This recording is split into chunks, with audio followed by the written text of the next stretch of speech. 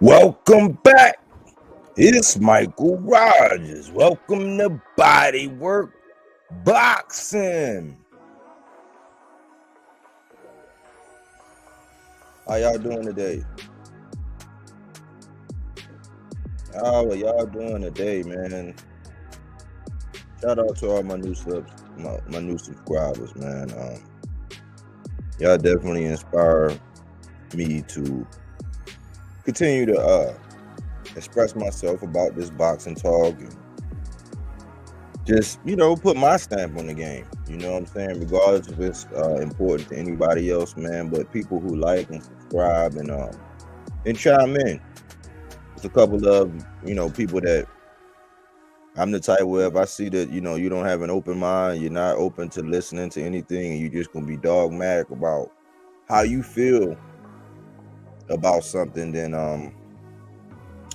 my channel might not be for you. Go figure. You know what I'm saying? I gave that analogy about when I was truck driving and I got on with Landscape, which was the last company I was with before I actually decided to transition from trucking into the HVAC industry. Well, it was a company named Landstar, and I applied. That's the big white trailer with the blue star on the side, and it's called Landstar. And they're very picky about who they allow, which owner ops that they take on board for what they're doing. And they I only accepted, back during that time, they was only accepting like 33% of the people that applied for them. Fortunately, I was able to make it, man. You know what I'm saying? It's a long process, I guess, when they screen your background and they bring you on board. But that's how I am in my channel, man. If you rock with me, I rock with you, man. It's a lot of people that I actually rock with, and that are cool with me, but I don't go where I'm not wanted. You know what I'm talking about? And I realize that a lot of these guys out here, and we see this a lot in boxing, man. They can dish everything, but they can't take it. So certain people got certain problems. When you call them out, yet they want to be all, in the mess hall with their chests out, calling everybody out. Got something to say about everybody else, overcritical about everybody else. But the minute somebody give you, what could be a very fair criticism, you want to act like a spoiled brat, take your ball and go home. Well, you don't like me, I don't like you. Period. You know what I'm saying? There are some people out here that got some sense or whatever, and for whatever reason, they speak boxing, I speak boxing, they don't like me. Oh well. I'm not running for president. You know what I'm saying? I'm definitely not trying to run for president. I'm not trying to campaign for anything. I don't do politics. And on certain subjects, I try to keep it straight down the middle. Now, there's a big misnomer about people and how they feel about you if you actually are a supporter of Tank. We got to realize we're in an era now where Tank has secured his spot at the top. Whether you like it or not, he's actually got there. And the way he got there might not, was it conventional? I think it was very conventional. He took advantage of an opportunity that he had. He got linked up with a plug. That plug was TMT. That does not take away from all of the foundation and Coach Calvin and salute to Coach Calvin, man. I heard he was free, man. I seen the thing with him in the hotel drinking some essential water, and he's out, man. So I'm actually happy for him. But that don't overshadow the foundation that Coach Calvin and Coach Kenny and all of the amateurs that Tank looked up to, building himself up away from building Tank up in his foundation. But when he linked up with TMT put him on the map. They promoted him. He did have an affiliation with Floyd Mayweather, but I think what a lot of people do fail is that Tank earned everything that he got inside the ring, man. Tank really got what he got, because you can have all the affiliation with Floyd all you want, but people are not coming out to see you. People are not really checking out. We've seen a lot of illustrations, and for me to name some names, it would just look like I'm taking shots at them. But we see people who have had relationships with TMT. I'm talking about light heavyweights. I'm talking about junior welterweights that was signed over there. Wasn't really getting no pub. Was heavily matched. were in key fights, but they didn't get the same publicity that Tank got. A lot of people want to attribute to Floyd. I'm like, well, if it was Floyd, then everybody that was ever attached to Floyd's name would actually be shining and glistening in the light. But that's not the case. The real case of the matter is when them big bright lights come on and you put Tank on that big bright stage, he shows up and shows out. He puts butts in seats. People are enamored with him. You know, and I think that he's actually made it to a point in time right now where people really, you know, they're paying to see him lose. You know, if anything, that is the Floyd Mayweather effect. But to try to discredit away from everything that Tank is actually doing and what he's able to accomplish, you know what I'm saying? I don't really get it. You know what I'm saying? It's kind of sad to me, man. I bring up this illustration all the time, man. People, you know, love to hate on LeBron in the name of Kobe or in the name of MJ, and it's almost like other cultures don't do that. You know, we don't ever hear Jackie Chan coming out and taking a crap on Bruce Lee. We don't ever hear Jet Li come out and taking a crap on Jackie Chan. But us as a culture, man, we can't. The present time greats, we always got to pit them against the old time and have all these argues. That's why these fantasy matchups and who would win and that people getting all riled up and speaking in absolutes. Like, first of all, the only way that they could actually fight right now is either A, when you're asleep and you're closing your eyes and you see that fight as vivid as everything else, or on a video game. But we don't respect our current quote-unquote greats. Whether or not you want to say that Tank has made it to greats, but I'm just saying, like, we don't really respect the people that come from us the way we should in the moment of when they're actually doing it. Like, because I think Floyd Mayweather get a lot of hindsight praise. Yeah, you do get the occasional over embellishment and, you know, this and that, but Floyd said TBE. You know what I'm saying? That was Floyd. You know, Muhammad Ali said the same thing. You know, and there's some people that's going to be the contrarian, that no matter what you show them in the ring, no matter how you do it, no matter how you get the job done, they're still going to have an issue or a problem with how you do it. You know what I'm saying? They just don't like you. I think that it's kind of, I don't know, man. A lot of people, man, they are real prideful, and I think really it hurts a lot of people's pride that a little dude from Baltimore was able to pull himself up by his bootstraps with an adverse background, land in somebody's gym with a coach that believed in him and treated him like a son, nurtured him and gave him everything that he needed to actually become a real force, a true force to be reckoned with in the sport of boxing. A main attraction. You know, people try to downgrade the fact that he's a main attraction, and you know, they knock Leonard Ellerby for describing him as an attraction. Well, what is an attraction? For all these people that claim to be so money conscious and money driven, it's like, I think the goal is to become an attraction. You want to attract the boxing fan, whether it's on the screen or actually to come out to a venue. And we see that the big wigs come out to Tank's venue. You know, everybody want to criticize the level of competition, but when you hold the level of competition up to the light, the competition was pretty good. And we're going to get into some of the narratives that get painted, you know, and where they actually come from. And we're actually going to discuss whether or not Shawn Porter allowed this slander. Was he neutral? Like, what was his stance in this whole interview? Because it just looked like he just let Bill come to me. And we're going to go through it. And I'm citing fair use because I'm a content creator. I look up to Shawn Porter. He's the legend in the game. I respect what he's doing. I always respected his father, Kenny Porter, you know, and what he brought to the table. And Kenny Porter's, yeah, he might have had a hint or two of something on the internet where, you know, like, oh, wow, Kenny did that. But for the most part, Kenny was a stand-up dude, man. Everybody respected Kenny Porter and what he did with Shawn. Everybody respect Shawn Porter's run, you know, when he was actually involved and still had the gloves on and going at it. You know, everybody respect Kenny Porter for what he was able to do with Shawn. And I think Kenny Porter's approach is way different than Bill Haney. But to talk about this segment, what I'm going to get into in this segment and the research and the classwork that I'm going to do is we're going to break down this interview that Shawn Porter gave to Bill Haney. And I'm welcoming everybody out. I'm welcoming people out here. I wish my man Aaron Jones could get out here, man. And I wish Aaron Jones could get out here and get up here, because he actually hinted to this the other day. We was live and he was saying, man, I can't believe Shawn Porter would let Bill, and I had seen glimpses of it, but I really didn't indulge in the interview. So I said, man, let me go back and look at this interview, and I got to listen to the interview, and I walked away from it like, what was the purpose of that?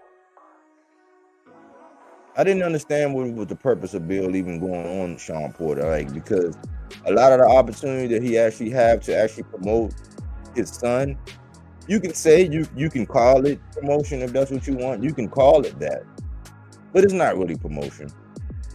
Oftentimes he uses Tank's name, the camp's name, he in the negativity and the scenario and some of the things he say. And, Shawn said, hey, I think he gave up ground in the beginning when he said, oh, we're just going to, he said, normally I have direction and I don't do this, whatever. But when talking to Bill, I was just going to let this, we're going to get into it. I just think that in the end of the day, what I'm looking for from you is whether or not, as a person, as a host, did Shawn Porter give Tank Davis in his absence a fair shake in this interview? I think one of the tricky parts of being an interview, if you're going to allow the interview to go in certain places and areas, from everything I'm studying, because I want to be one of the people that actually interview these fighters. I got some work to do. I'm working on my tactics and my strategies. I got some work to do. But one of the things is, if you allow a subject to come up, or you allow the person as a host that you're interviewing to go certain places, it's almost like cross-examination. You can't just let them get something out. And a lot of times when it's cross-examination on in the either the prosecutor or somebody, they got somebody on the other side, they can come in and say something. When you cross-examine, you got to say, hold on now. You got to look at everything with scrutiny. You can't just let things flow. That's how things get stricken from the record of clarity. But I think that it was some fuzziness here. And I think that Bill Haney had an agenda, man. And to bring it to Shawn Porter, it was brilliant. That's why I say, man, as a father, man, I don't blame Bill for selling out for his son. I really don't. I think a lot of us would do whatever we could to make our child successful. For real, we would. But my thing is, the spirit in which you do it and some of the things that you do is unnecessary. So I was looking at this interview. I thought this would be a good segment, and again, just like the episode, just like the episode that I've seen where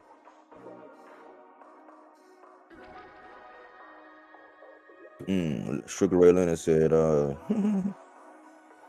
just seen the update where Sugar Ray Leonard said that Spence need to redeem himself. But anyway, I'm gonna get into the interview, man. I know that just like the Teofimo Lopez episodes I've been doing here, and what he's doing, and whether or not he's really clout chasing, whether or not he was really lying about the things that he said about Bud's opponents, I know that they're not that popular. But guess what? Somebody got to do that work. You know what I'm saying? So I'm here to do some hard work. As much as I like my music, I'm not going to play my music so I can allow this to play. And I'm inciting Fair Use Act. I hope Shawn Porter and them don't flag me or do anything, because, again, I mean, this is a form of promotion. You can say that this is a form of promotion, but I want to break down this interview, and I'm learning. It's OJT. I'm learning on the job. You know what I'm saying? I've had several businesses. You know what I'm saying? I've been successful at a lot of them, different careers, Army, history, stuff like that. But the boxing thing is somewhat new. You know what I'm saying? Especially being a content creator and trying to bring myself more in line with how the professional part, like the journalism part, the reporting part, how to do proper interviews, even debate, certain debate tactics and things like that. So I'm just in the wing studying. You know what I'm saying? I do a lot of freestyle, and I have my little forte for how I do my videos. But I'm learning, you know what I'm saying? So when I step off the porch, when I jump off the porch in this building stage, as I build brick by brick by brick, I'm actually learning and I'm actually analyzing and I'm taking in the good, the bad, and the indifferent. Oh, would I have done this? Would I have allowed that? Would I do this? Like, how would I respond to that? How could I interrupt and do that? You know what I'm saying? How can I have more, I guess, understanding or empathy for where people are? Like, all of those things come into play when you're trying to be a professional. You know what I'm saying? Some things that I might be a little rough around the edges about. So this is one of the things I want to start doing. I want to actually start reviewing people's interviews and giving my reaction. Can we deep dive? Can we hold ourselves accountable, man? Are you being played in the sport of boxing in the narrative? That's what we're going to get down to, man. And since Tank is, you know, one of my favorite fighters, I find myself in defense of a lot of things, even though I've given myself a pass on trying to defend a lot of the things, because a lot of the time it's just like any customer service, just like when I was working in the call center at Verizon. At the end of the day, when I actually moved on to transition from that job, the last thing I actually said to my supervisor at the time, I said, look, yes, I might have got a 7 on this survey, right? But I do impeccable customer service. I said, can you and I'm talking to the supervisor, I said, can you and I agree that there are some customers that no matter what you do, whether you educate them on a product, whether you give them offers and deals and tell them about sales, whether you make their process and their experience with the phones more accommodating or user-friendly. You know, did you knock something off their bill? Did you reward them? Did you show and express value? No matter what you do, they're going to be detractors. It's like no matter what, you can give them a reach around, you can do whatever you want, you can do whatever you want. There's still going to be detractors. There's still going to be people that are just not going to be happy. It's just like, it might not be that many people. It might be like 30% of the people in this world you're just never going to be able to make happy. And I think some of them people find themselves on YouTube or in positions of power when it comes to boxing talk, and they run rampant with it. You know what I'm saying? So some people you're just not going to be able to make happy, Tank. You know what I'm saying? You're just not. So I relieve myself from about 30% when I recognize the pattern, when they start regurgitating stuff that I've actually heard somebody else say and the logic behind it, because it's almost like a fingerprint. You know what I'm saying? When people get out here and they get to saying certain things, that's how I know people who watch me. And when they say certain key terminologies and the order and the logic in which they actually spit out, like, yeah, you watch. You know what I'm saying? You might not be the biggest fan, but you're watching. You know what I'm saying? You're getting something from it. And I'm watching and I'm getting something from it. Go figure. But let me get into this Shawn Porter interview. I'm gonna go ahead and play it, and hopefully I don't get a copyright strike. This is fair use. This is the Shawn Porter. This is Shawn Porter, what he did, I think like maybe 2 days ago when he was live with Bill Haney. It was a Patreon. I think one day he had Antonio Tarver on there. I love Antonio's Tarver. You know what I'm saying? He's doing a lot of things that I used to do with those Tarver's takes. I used to do Teddy's takes. I did Bradley's take. I've done a lot of those takes. You know what I'm saying? I think I even did a couple of Tarver's takes before Tarver took. But anyways, man, he had Antonio Tarver on there the day before. And Antonio Tarver, he's a very passionate guy.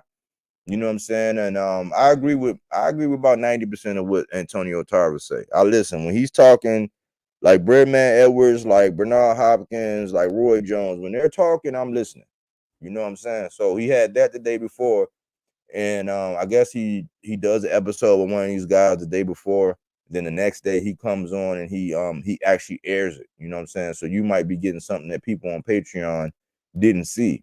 But this is an interview when he was live with Bill Haney, and we're gonna go ahead and get into this and dissect this. You know, I'll come back out here to the comments and everything, but we're gonna get into this and we're gonna dissect this. So I'm gonna play it and I'm gonna stop it and I'm gonna let it, I'm gonna let it do its thing. You know what I'm saying?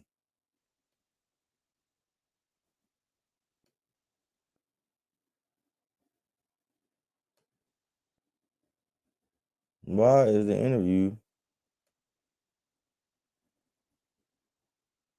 Anytime with the kids, you know what I mean? I got a call from William Haney. I'm gonna go ahead and say Oh, that's crazy. I got a call from William That's Haney. crazy. I said, look, I was like, let's see what he want. I'm gonna call him back. I tell him I'm busy. I put the phone out. All right, so he got a call from William Haney, and at first he looked at it and he saw that it was Will Haney. At first he was gonna say he was busy. Why? That's an indication that it might not be the most positive energy, man. Whenever somebody look at the phone, when you call and they're hesitant as to whether or not they want to answer it, that's an indication of what kind of energy. Then, we're gonna listen to what Shawn Porter said. I was like, You went back and grabbed Hello. it again? Oh. Yeah, I said hello, and then we had the conversation. But apparently, Bill, coming up here, my spirit just kind of always tell me which way to go, Okay. And I said, you know what, with this one, I'm gonna let Bill go whatever way he want to go. I've never done that with a guest. I ain't never did that with Ant. I just show starts and we go. But with this one coming up here, I said, you know what, he called me. I'm gonna let him go whatever way he want to go. Absolutely. And thank you for having me, Ant. You know what I mean? The Porter Way podcast. You've been putting in a lot of work, man. Trying to. And you and your dad. I got all the respect in the world for what you guys have done. Yes, sir. The legacy that you push. So you know what I mean? It was only right to give you a call. Yeah. So Bill, he come on typical Bill fashion. You know what I'm saying? He start off with all the pleasantries, and I admire what you and your father did, which we all admire what Kenny and Shawn was able to do. So he gave the pleasantries.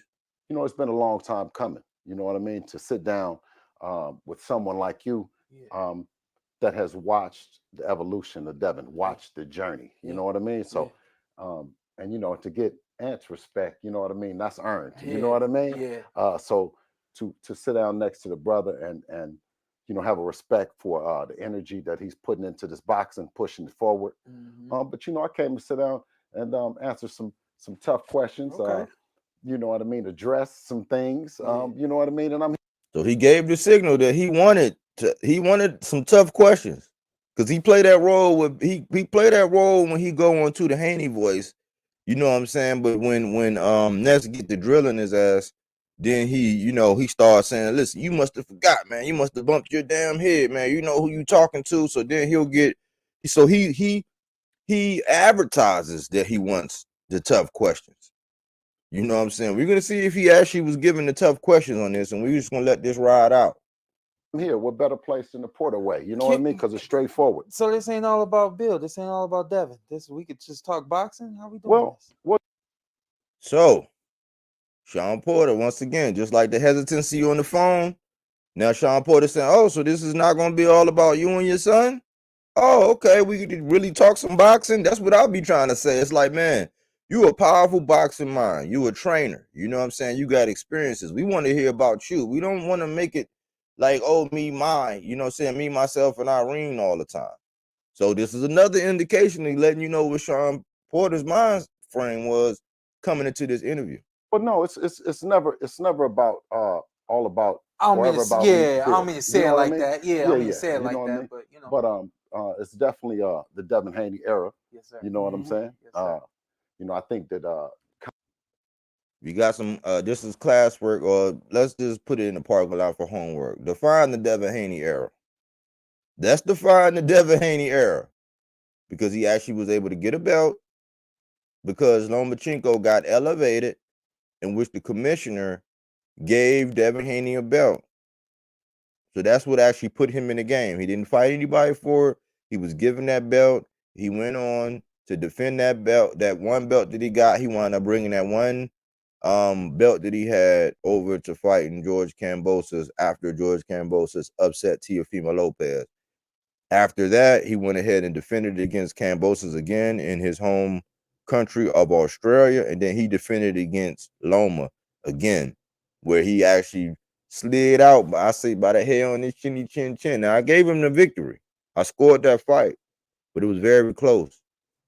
I think Loma took off that 12th round, man. Had he popped Devin head back, I say all the time, had he popped his head back or been more active, then Devin Haney wouldn't have got that victory. And if you go back and look at that fight, at the end of that fight, when they was getting ready to render the judgment, Devin Haney had his head down, his eyes closed. He was looking like he didn't know who they were going to announce as the winner. So he went on. He moved up after that. It was all this back and forth with Shakur, and they said they were going to stay at 35 for the rest of the year. It wouldn't be another champion, which was a lie. But I already knew that. I got a video with Church saying that they were gonna move up to 140 like a year and a half before the actual move. Check me out. You know what I'm saying? Do some homework. You know what I'm saying? Before all the people say, oh, you just hating. Do some homework. Then you understand what my perspective is. So he went up. He got Regis Prograis. A guy coming off, like a lot of his opponents coming off bad performances, not looking so good, being older. You know what I'm saying? Older, significantly older than Devin anyway, which is one of my gripes. You can't have all the advantages in every fight, and then we want to crown you as the world's best. The homework is, let's define what the Haney era is. Let's define that era and what it really means. Constantly, we're proving that. And to be in the era and not the former era means that you're willing to fight. Mm-hmm. You know what I mean? Mm-hmm. You're willing to put in that work. And I think that it shows with Devin's his contemporaries, his adversaries, so to speak. I would be just like you, Shawn. Everybody not wanting to fight you and creating all these scenarios and all these other things. You know what I mean? But when you come to the actual fighters, you come to like where you say the Porter Way podcast. So he's starting to lay it out. He said he already took a shot. I don't know if y'all caught the subliminal, the former face and all this stuff. Because that's what he be doing. He already started disrespect, and he also compared his son to Shawn Porter, in which nobody wanted to fight Shawn Porter. Shawn Porter was a rough, rugged customer. Shawn Porter would make anybody look bad. And if you wasn't elite level, Shawn Porter was going to deal with you. That was just his legacy. You know what I'm saying? So he's comparing his son, which he's saying nobody want to fight his son, but on the contrary, everybody wants to fight his son. That's what I think people don't realize. So let's peep game. I want to get down to the bottom of it. Yeah. You know what I'm saying? Has he fought himself into that position of being somebody that's avoided? That was the first time I heard Shawn, and I was like, okay, Shawn, those are the kind of questions I want. Yeah, open-ended questions where Bill won't have to elaborate, but that's the hint of a tough question. Did Devin Haney really put himself in a position where people are really avoiding him? Are people really avoiding him? I'm not talking about the people that are drinking the Kool-Aid, but are people really avoiding him? You know what? Styles make fights. Yeah. We tried to do this. Yeah. We wanted Devin to have the most difficult style. Yeah. I think I remember when, your dad brought. Devin Haney has the most difficult style. Let's put that in the parking lot too. That's homework. Does Devin Haney have the most difficult style? Brought Devin in to help you. Will give you a look that you couldn't get from anywhere else. You know what I mean? He brought in the speed, the athleticism. So that style, even at that age, like 15? still 15 was like 15 years old. He might have been 14. Yeah, he was young. He was young. He was young, and Pop seen it. You know what I mean? Yeah. And he knew that that particular style was something that he wanted to introduce to you, to give you another look.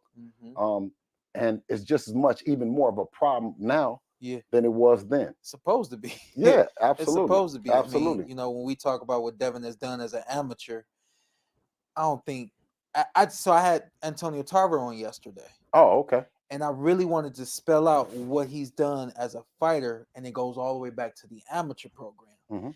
And even though Devin wasn't an Olympian, he very well could have been first, if not second, if not third at the trials, depending on how the night went, depending on who was sitting around the ring. The list goes on. But when you look at again what Devin had when we sparred with him, and we were at the end of our camp, and we just needed that speed. We needed somebody that could move, and my dad just wanted to keep my blood temperature up, all that kind of stuff.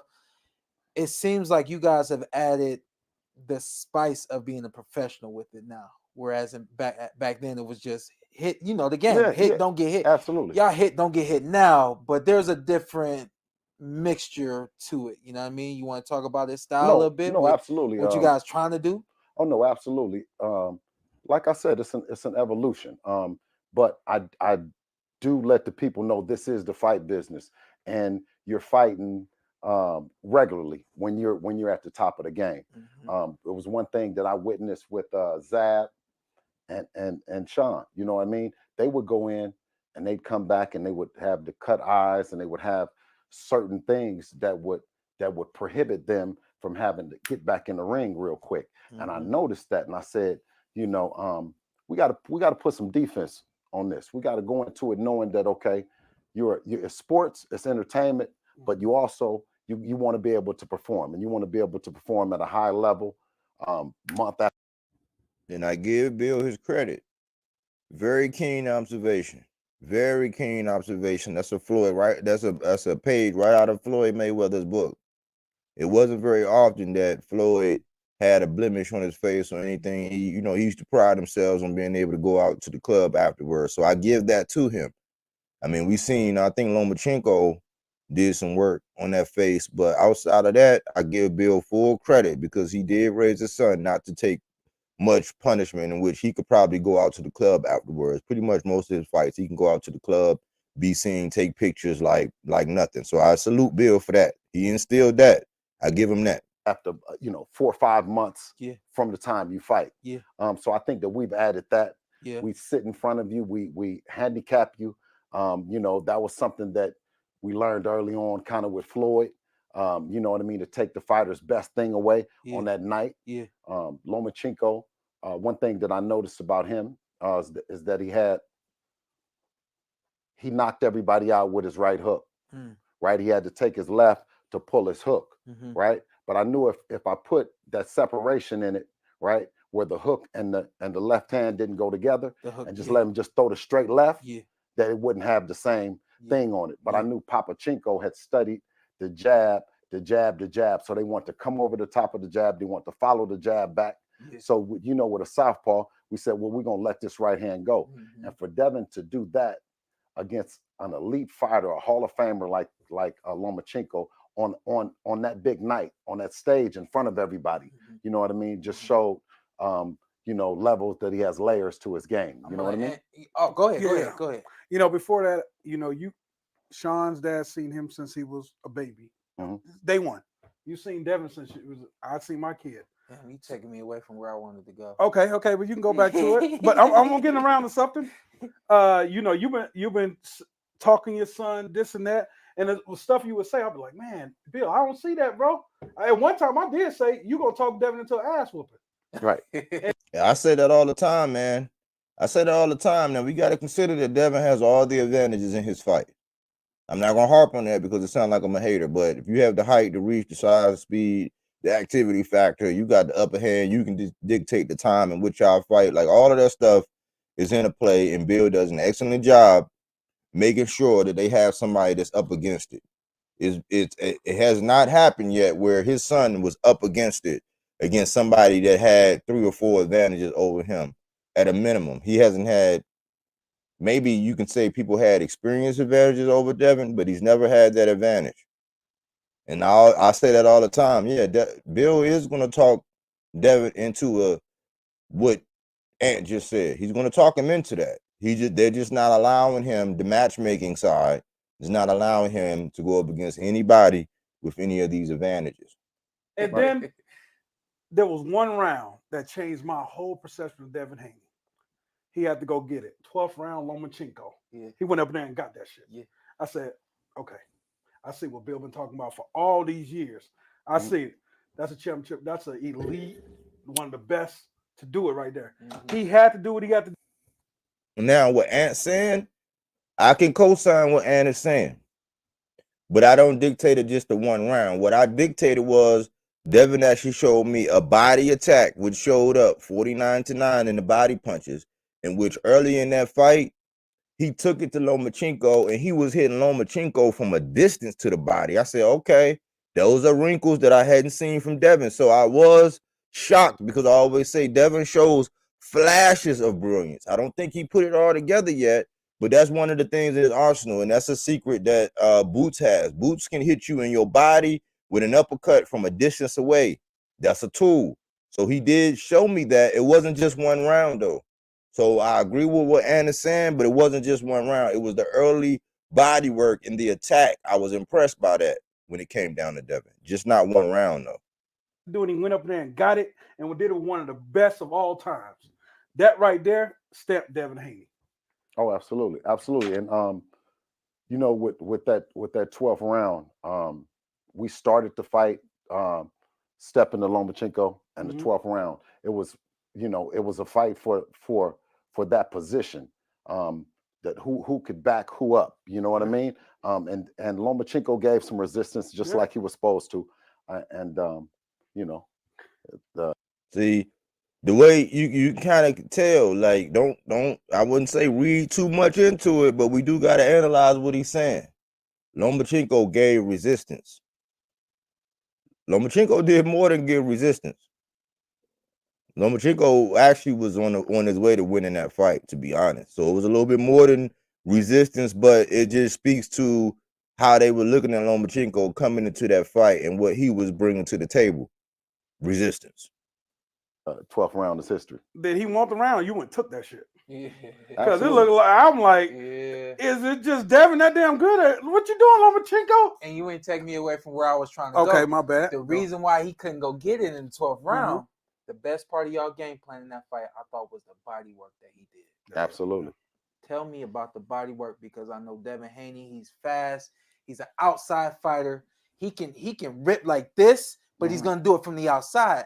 With Lomachenko, he was stabbing to the body. He was actually stepping in there and getting them making them deposits. 100 emoji. In the 12th round, I watched the fight, but I was like, I'll go get it, Loma, but he couldn't. I was like, I look back, I was like, he can't go get it. He ain't got it no more. No, absolutely, and that was the. Now I give Devin credit. I give Devin credit, because when I'm analyzing the fight, trying to look at things like the analyst, I said, you know what? Devin was winning earlier because of the body attack. Now, this is the embodiment of the sweet science. When you go to somebody's body, it tend to have long-term effects on the legs. And I asked myself, I said, why didn't Loma pull the trigger in the 12th round? Shawn Porter points out that he couldn't. That he cites the body work, sweet science. I give Devin full credit for that, because that probably, he was putting, like Teddy Atlas say, putting water in the basement, water in the basement, water in the basement. You know what I'm saying? It's water in the ship. You know what I'm saying? The ship is going down. I mean, he wasn't ever on the verge of actually stopping Lomachenko, but it was that invested body attack that actually killed his legs. And I say, you know, that might have been the reason why Lomachenko didn't have anything going into that championship round. I think he took off the 11th too, because I think in Lomachenko's mind, he thought he had won that fight and he thought he can coast the victory.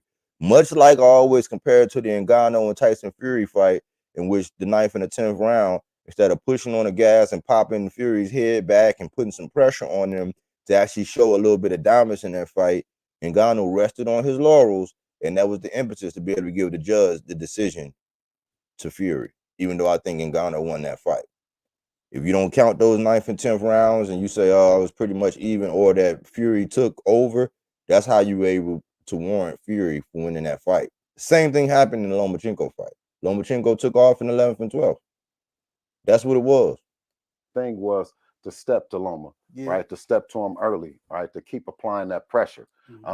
And like I said, the champion that Loma is, the Hall of Famer, you know, he showed resistance. I knew that during those championship rounds, he was going to push. But I mean, you know, you train to go to the body. That's not something that Devin like naturally does. Now he ain't no, you know, he'll get it from the outside. But was there any pushback like in camp, or you know, did he ever say, I don't know about that, Dad, because that's not his true rhythm. That's not who he is. Well, that's what I was saying, is that everything that we didn't do and that the world hadn't seen, we were going to show on that given night. Sir. And what we were going to demand that Lomachenko did, that he had to be that person that he had never been on that night. And I think that's what separates the real champions, is on that particular night, is everyone can have your A game. But if we take your A game away from you, then what are you going to do with your B game? You know what I mean? Are you going to fold? In the case of Regis Prograis, he folded. And Melazar Khan Sabar, he says, what's up? Melazar Khan Sabar, he says, lame excuse because they don't fight twice a year. Melazar Khan Sabar also says the day Devin Haney do an interview without his dad, I will start to respect him. And salute, Saber. Salute, man. I'm just in here. I'm gonna give you a little shout out here. Salute, bro.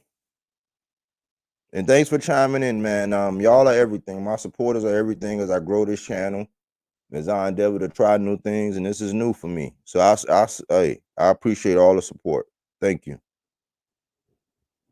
Yeah. You know what I mean? He folded. He didn't have that thing when your A game is gone. What adjustments are you going to make? Yeah. And Floyd would always say is that on that given night he's going to make that right adjustment. Yeah. He's going to box the brawler or brawl the boxer. Yeah.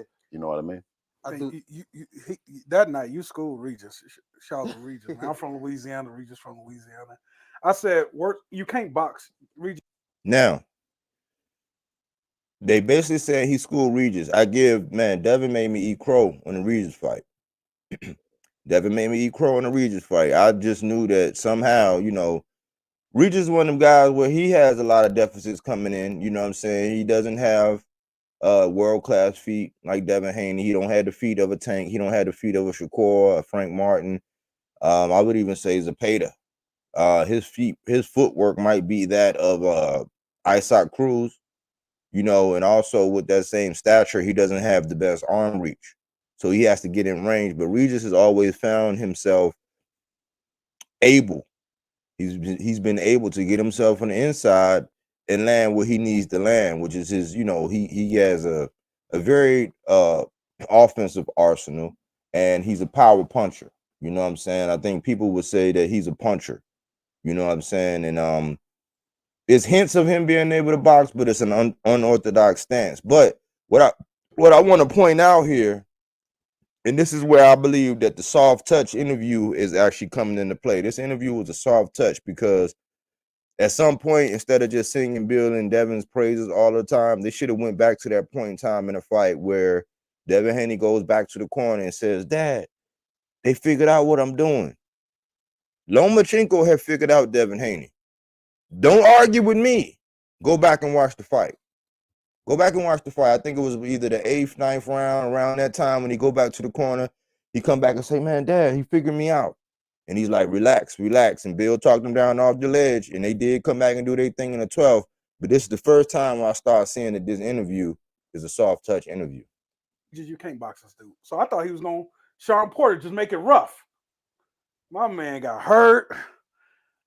Devin growing up right before our eyes. Mm-hmm. He's literally going from a boy to a man. I know it's proud. I know you proud. I do agree with that. Devin growing up. A kid get drafted to the NFL, but that's a whole nother story another time. But I know you probably see it just, you couldn't do nothing. You can't even touch my boy. He may have won 15 seconds. He ain't won a round. He may have won 15 seconds in that whole fight. What did you see going in that fight? Knew you was got, because you talk about shit, but you knew you was gonna blow him out. What did you see? They knew.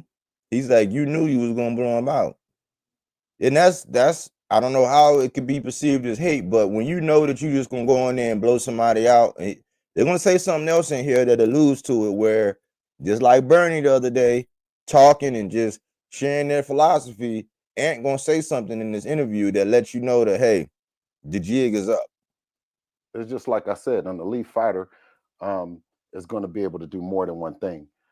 They're going to be able to close the door both on the right side and the left side. Mm-hmm. One thing about Dev is his least dominant hand is the best hand in boxing. Mm-hmm. So when I'm talking shit, I'm saying is, that's his least dominant hand. His left hand. Everyone said he has the best jab in boxing, but then when you see him dig with that right hand, you see him throw that right and roll. I give Devin the top 5 to 10 best jabs. Earl Spence got a great jab. Jamal Charlo probably got the best jab in the game. Surprisingly, Stalyonis got a nice jab. Shakur Stevenson's jab ain't nothing to play with. There's a lot of people that got sharp, crispy jabs and varieties of jabs, but I put Devin up there. He's in the top 10 as far as jabs. I give him that. It's so many layers to his game. So that's why I speak on it. And when I'm talking confident, I'm saying is in the fight capital of the world, Las Vegas. Devin ain't never had his nose busted. He ain't never been knocked down. He ain't never been none of that. You know what I'm saying? So, Points on the scoreboard for Bill. That's true. I ain't never seen his nose busted. I ain't never seen him knocked down. I also have never seen him fight somebody where he didn't have all the advantages. But let's go. His work speaks for him. I just saw I just represent being the voice of it. Yes, sir. When he got buzzed against Linares, what was you thinking? You know, it was the last portion of the round. So I'm coming up the stairs, and I think, damn, you did just what a young fighter and what we've told you not to do. And we've prepared not to do is not to lose focus. You seen so that? Yeah, and I seen it, and I think that it was the best thing that could happen to him. Okay. That it happened at the end of the round. That it happened after he had been very dominant against Linares. But when you underestimate your guy, you know what I'm saying? And I think he went into it, and he kept telling me he don't have nothing, and I'm saying these old fighters, they're late for that one shot. You seemed a little lost for words though when he came back to the corner. Was that a little bit of a shocking moment? I know it was shocking for him. I've been there before. No, see, no. See, that's the thing, is what people don't understand is that for me to watch Devin administer so much punishment to people for 17 years. Yeah. You said that's an embellishment, man. It might have been inspiring, or when you order in and you got special delivery, yeah, you can use and abuse them, but like administering punishment, come on now. I'm saying this is part of the game. Yeah. And I always tell him when he comes back, I'm saying this. So Dev, what do you think the other side is saying? Right? Shout out to Larry they Lopez. Okay, they settle down, and let's get back to the game plan, right? Let's settle down, right? But you see Devin, if the guy over on the other side is rattled every time Devin is buzzing, Regis Prograde or whatever, right? It's part of the game. So when Devin gets his share of it, then shit, it's part of the game. It doesn't rattle me at all. Okay. What do you say to anyone that says you're Larry not Lopez say salute body work. Salute, Larry. Experienced enough. You're not Thanks for the your guy. support, bro. You I got something about that too. It's all Devin. It's not, it's not Bill. Like what do you say to those people? Well, I asked them then. All right, hold on real quick. Let's do this. Let's do this for 1 second here. 1 second. Just give me 1 second.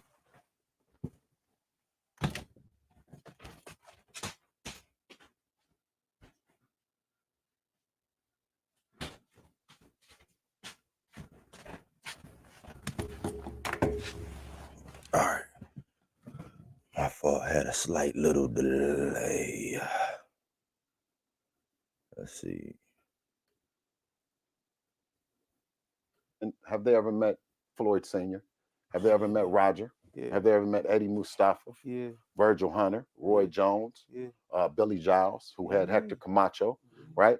These are guys, and Shawn knows this no different than his dad, who when his dad would bring in that DC crew, you know what I mean? It wasn't till later on that Shawn started saying, okay, Dad, now I want to bring in this person. I want to bring in this person. And this is where my wheels start turning, because he say bring in that DC crew. And that DC crew is Barry Hunter and them. Now, I want you to parking lot that. Keep notes, keep tabs on that. He's talking about Barry Hunter. I know Barry Hunter worked closely with Shawn and Kenny, and I know Barry Hunter also was working with another group of individuals. But when that time come, I want you to remember that. You know what I'm saying? So I'm gonna reference this DC crew here in a second. So early on, right, shaping Devin to the fighter he is, initially I was bringing in the people, right? And I thought, okay, when we've got enough of that, and of course we were paying them. There wasn't like someone was putting it in to us and then saying, okay, now you have to have loyalty to stay with us. No, we paid. Shawn knows we paid. Yeah. We paid over sometimes. And and so once I would feel that, okay, that's pretty much, we got that. You know what I'm saying? Then we kind of move on to sharpen up another area, and when you say when Dev and he's in there and he's taking a look, well, I know that's Roy, right? I know that it's Roy. When he wants to throw that big right hand and he's missing, and I'm saying come back with the hook, that's Eddie Mustafa. You know what I mean? Rolling in, rolling out is Roger. You know what I mean? Finishing with your jab is Jeff Mayweather. You know what I mean? I got one more for you, and then I'm gonna let you go. When my dad had me work with other guys, we would either go back to the hotel room, or when I was done, we go sit down in the locker room, and we just watch somebody else train or whatever. My dad would always say, well, that's probably the first did you like what you were doing? sweatsuit or some shit that Shawn Porter was wearing that I actually would have wore. Tomorrow we work on that. My dad would stand right there at the ring. He would watch what was going on. He would pick up what he thought he was picking up, and he would ask me what I liked, what I didn't like. And it was kind of like this where we were like choosing what we wanted from people. How do you pick up on what those others, Mustafa, Floyd Sr., what those people? How did you pick up those teachings? Well, we just do How did you pick up? Well, what comes natural for Dev, like just the same way that you say it's about trial and error, because as many people as I can say that we've had some success with and we got things from, there's been people that we've decided that just doesn't work for Dev. And again, it's all about the fighter being happy. You know what I mean? Because I've worked with other fighters, and what comes natural for Devin hasn't always come natural for other guys. You know what I mean? I think that when we say styles make fights, Shawn Porter has a style that's his own. It can't be fabricated. It can't be duplicated. Your dad brought it from your days of being in football. It's coming with contact and not fearing nothing. I used to see you go into these eyes. You would go snap out into somewhere else. You'd come back and you'd be looking at your dad, and you'd be like this, and then you just get some water and go back. You turn into a whole another person, different than the person that you hear. That style is your style. Although someone could borrow something from it, I think that it's really your authentic self. And Devin is a natural boxer. And one thing I know is about you, Bill, you're a student. You I don't know who you was raised by, but you so game. My dad always told me, shut up and listen. Right. When you're in the room with somebody smarter than you, shut up and listen. Right. That's why I noticed when you probably was in the room with Floyd's, the Kenny Porters, Zab Judah, you took something from each one of those and made it BH style. And people probably criticize, like, maybe he needs to be with somebody else. At the end of the day, Bill, we watching you grow as a trainer, bro. At the same time, we're watching your son. I don't know if you take a disrespect or not, but you're growing as a trainer. You're getting better and better and better. I agree, but I would also say, man, we gotta extend those same courtesies and pleasantries to the other guys that's bringing up these guys, like Teofimo Sr. You got to get those same praises. Coach Calvin, they got to get those praises. I mean, this is first generation where they're getting these guys to these levels. I would say along with Bill Haney getting all these credits, we got to give these credits to these other guys too, and not just always harp on the negative things or the drama that comes around some of the things that they say as well. I'm pretty sure you're getting the calls that people want you to train them. Oh, absolutely. And then it was, that was one thing that I learned about with Kenny Porter and also with Floyd Sr. To drive this plane at this kind of altitude, with the fighters at the level that they are, it takes a lot of concentration, right, on them. So I tend to not offer myself. Of course, I'm there, but it's 100% concentration on Devin right now. We got a question from the chat over there from Syncope Bain. He said, "Who is Devin's biggest challenge right now, and who is light work?" No. Who is his biggest challenge, and who is Here it come, y'all. Here it come. Who is light work? Regis was light work. Regis raised his hand. Bring his It was light work. He bring his alligator. It was light work. So are we saying light work is who we think that's light work now, or I'm guessing light work now? Yeah. Toughest challenge now, light work now. At 140. At 140. Because you ain't going back to 135. Stop playing. Okay. And I'm gonna give you some. Okay, and I'm gonna give you stop. Okay. So he know his game. Okay. So are we also including the former face of boxing? Yeah. They fought at 140. Put him up there too. Put him up. See, why are they co-signing the former face of boxing? Like, unless you have something else that can actually challenge that. This is soft touch. This is the layup right here. This is the lob. You know what I'm saying, for the big man. You know what I'm saying? This is when they should have said, "Come on now." Why we gotta go there and say the former face? Why you can't call that man by his real name? I'm up there too. Yeah. Just keep going. Let him go. Let him go. Okay. I would have thought that would have been the toughest task. First of all, you don't know because you haven't faced him. You haven't been in a ring with him yet. So what makes him not the toughest task, other than you saying it out your mouth? Former face of boxing. Okay. Abdul Wahid, right? That's his name? Yeah, Wahid? Tank. That's his name. I can't pronounce it. Okay. Tank. Okay. So initially I would have said that, right? Mm-hmm. But the more that I see, the more that I watch him, and the less confidence that I see in the kid. You know what I mean? Damn, the kid is built up and manufactured against slow foot Mexican fighters. Now let's stop. Let's stop here. Like now he's built up and manufactured off of flat-footed Mexican fighters. Homework. How did Devin Haney develop his career? Where did he develop his career? Did he start off in Mexico? Was his first 18, 19 fights against Mexicans? Did Tank go over to Mexico and build his career and his foundation off of Mexican fighters? This is the second time where, or maybe going on the third time now, where they should have checked him and said, hey, now, let's keep it all the way a buck. Let's keep it 10 times 10.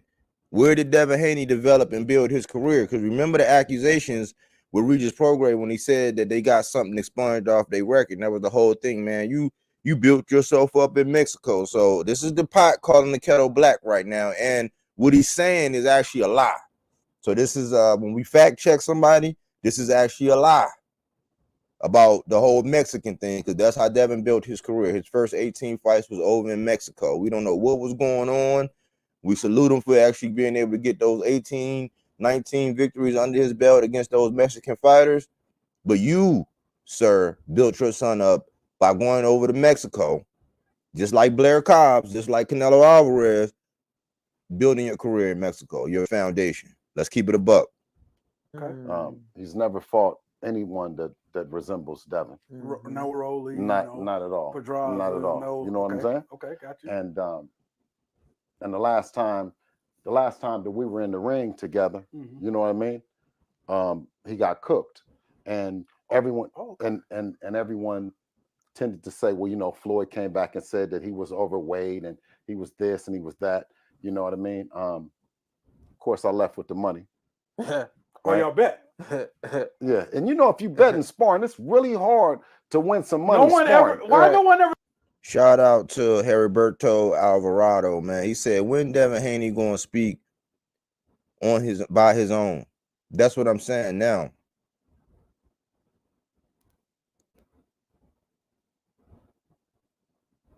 What did Bill just say?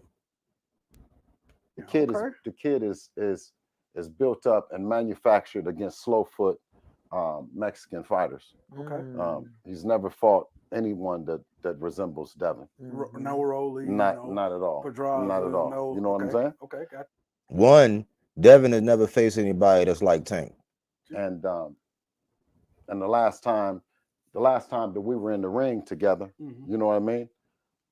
He got cooked, and everyone and everyone. One, we got to add some context, man. They should have said, well, how long ago were you in the ring with Tank?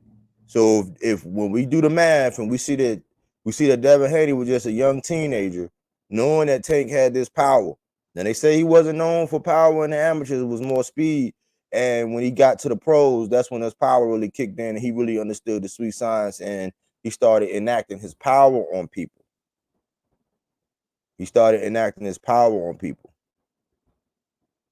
But Devin never faced somebody like Tank. And if Devin Haney was a teenager when Tank fought him, you know it's not going to be people out there. Now, Adrian Broner came out and let the cat out the bag and say, hey, you know, basically Tank, you know, did damage. So they're not going to let Tank just hurt a young boy like that. Just like with Shawn Porter when he used to like, oh, man, he might have been 14, 15 when they were saying he was going to come in there and get that work like nobody else has seen and all that. You know what I'm saying? shout out to Heriberto Alvarado back in the comment section again. Matias will KO. And so easy. And Malazar Consabor came back with the thumbs up emoji, with the flash bang emoji, thumbs up emoji, thumbs up emoji, thumbs up emoji, thumbs up emoji, thumbs up emoji. His twin came in and said, "Hey, bodywork boxing." And then Malazar Consabor said, some like people. Like is free. So yeah, hit the like button, y'all. If y'all in the building, man, and you know you're digesting this and you're getting a little bit of something out of this, man, hit the like button for your boy. Tended to say, well, you know, Floyd came back and said that he was overweight and he was this and he was that. Now, yeah, he might have been out of shape. He got off the plane. That's been consistent whenever the story come up. He sparred Devin right off the plane, but they never got a context of when this sparring took place. And we also didn't look at the fact that Devin was a young man, and they was not going to allow Tank. I mean, he might have caught him, but they was not going to let Tank go full throttle on that young man. He would have damaged his career. I mean, he hit Hector Garcia, and Hector Garcia couldn't even see. So we got to put things into context before we just let Bill just slip and slide all around the place and say these outlandish things without doing a check on learning class. That, you know what I mean? Of course, I left with the money. Oh, y'all bet.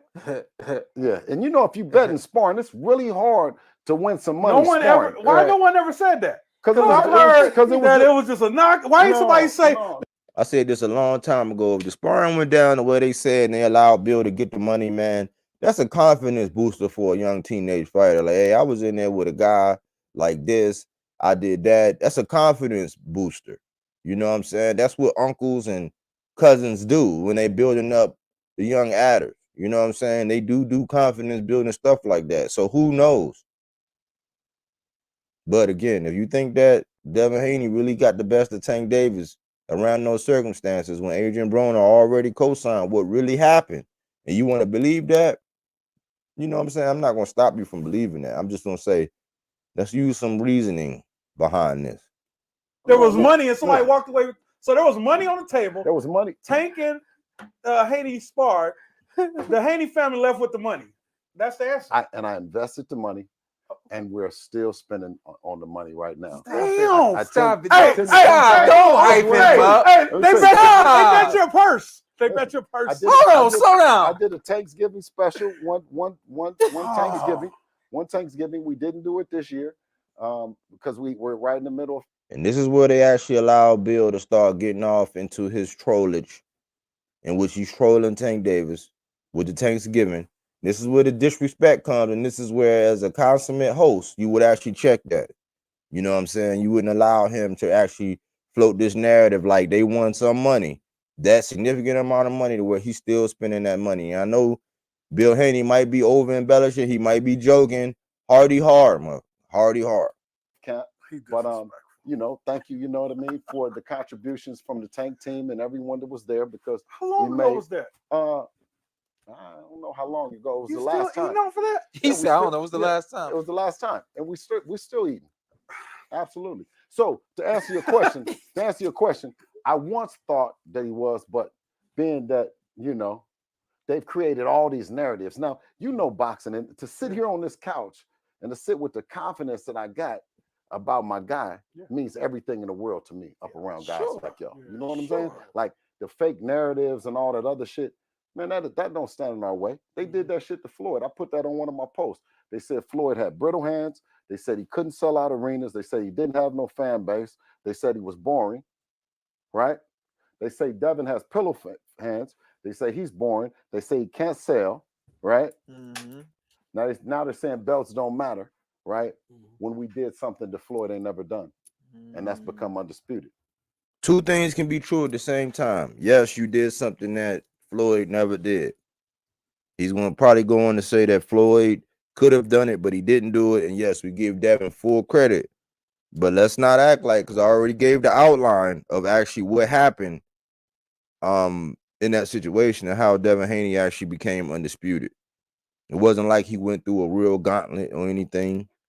He fought Kambosos after he upset after Kambosos upset Teofimo Lopez, and that's what actually landed him with all the belts. It wasn't like he went and cleaned out the division like Canelo Alvarez did at 168, like Earl Spence was on his way when he got the 3 straps until he got upended by Bud, or like Jermell Charlo did when he had to fight Tony Harrison twice, Brian Castano twice.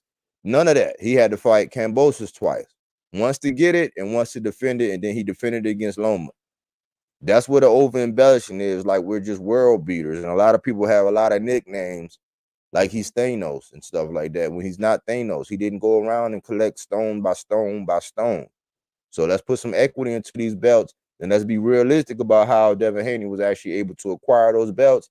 And let's not forget that Tank Davis actually told Kambosos on a Ellie Setback interview when he was in that truck that he got, that big ass truck that Tank got. He said, "Oh, I'll fight him. I'll beat his." He said, "But he can keep them belts though."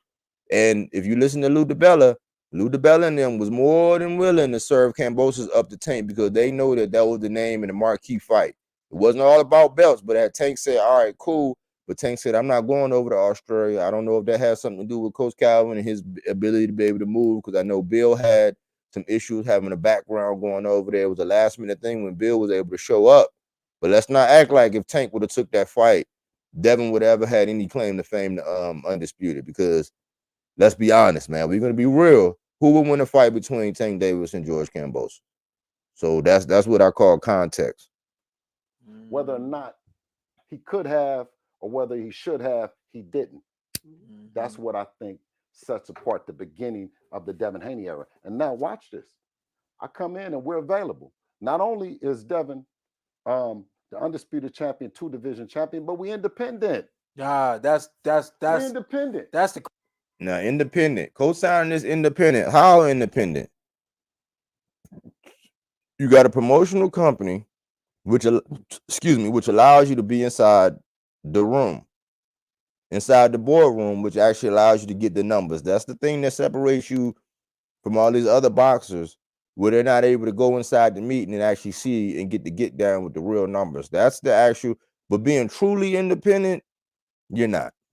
You're backed by the zone for the most part. And at the time when you was at Top Rank, they were the ones that had the purse. So let's put some context around it. And for Shawn Porter, again, to allow this softer than bird shit to float up, you know what I'm saying, up and not pin that shit on the backboard, I'm not sure. Crazy part. Hey, at 25 years old, I still don't believe with all it. the belts, with all the shit. You said it right now. I still don't believe it. Yeah. Well, you got some paperwork somewhere. No. You got some subtle pushback from Shawn. You got some paperwork somewhere. Shawn won't step on the gas. He won't really put his foot down and say, "Hey, look, man, we know you with the zone, man. You know, you with them." Just like Oscar and them. They getting floated by the zone, just like Oscar and them. Eddie doing the same thing with Matchroom. They getting floated by the zone. That's the one who really call the shots, and they have some kind of relationship with your excellency, you know, as y'all refer to him as.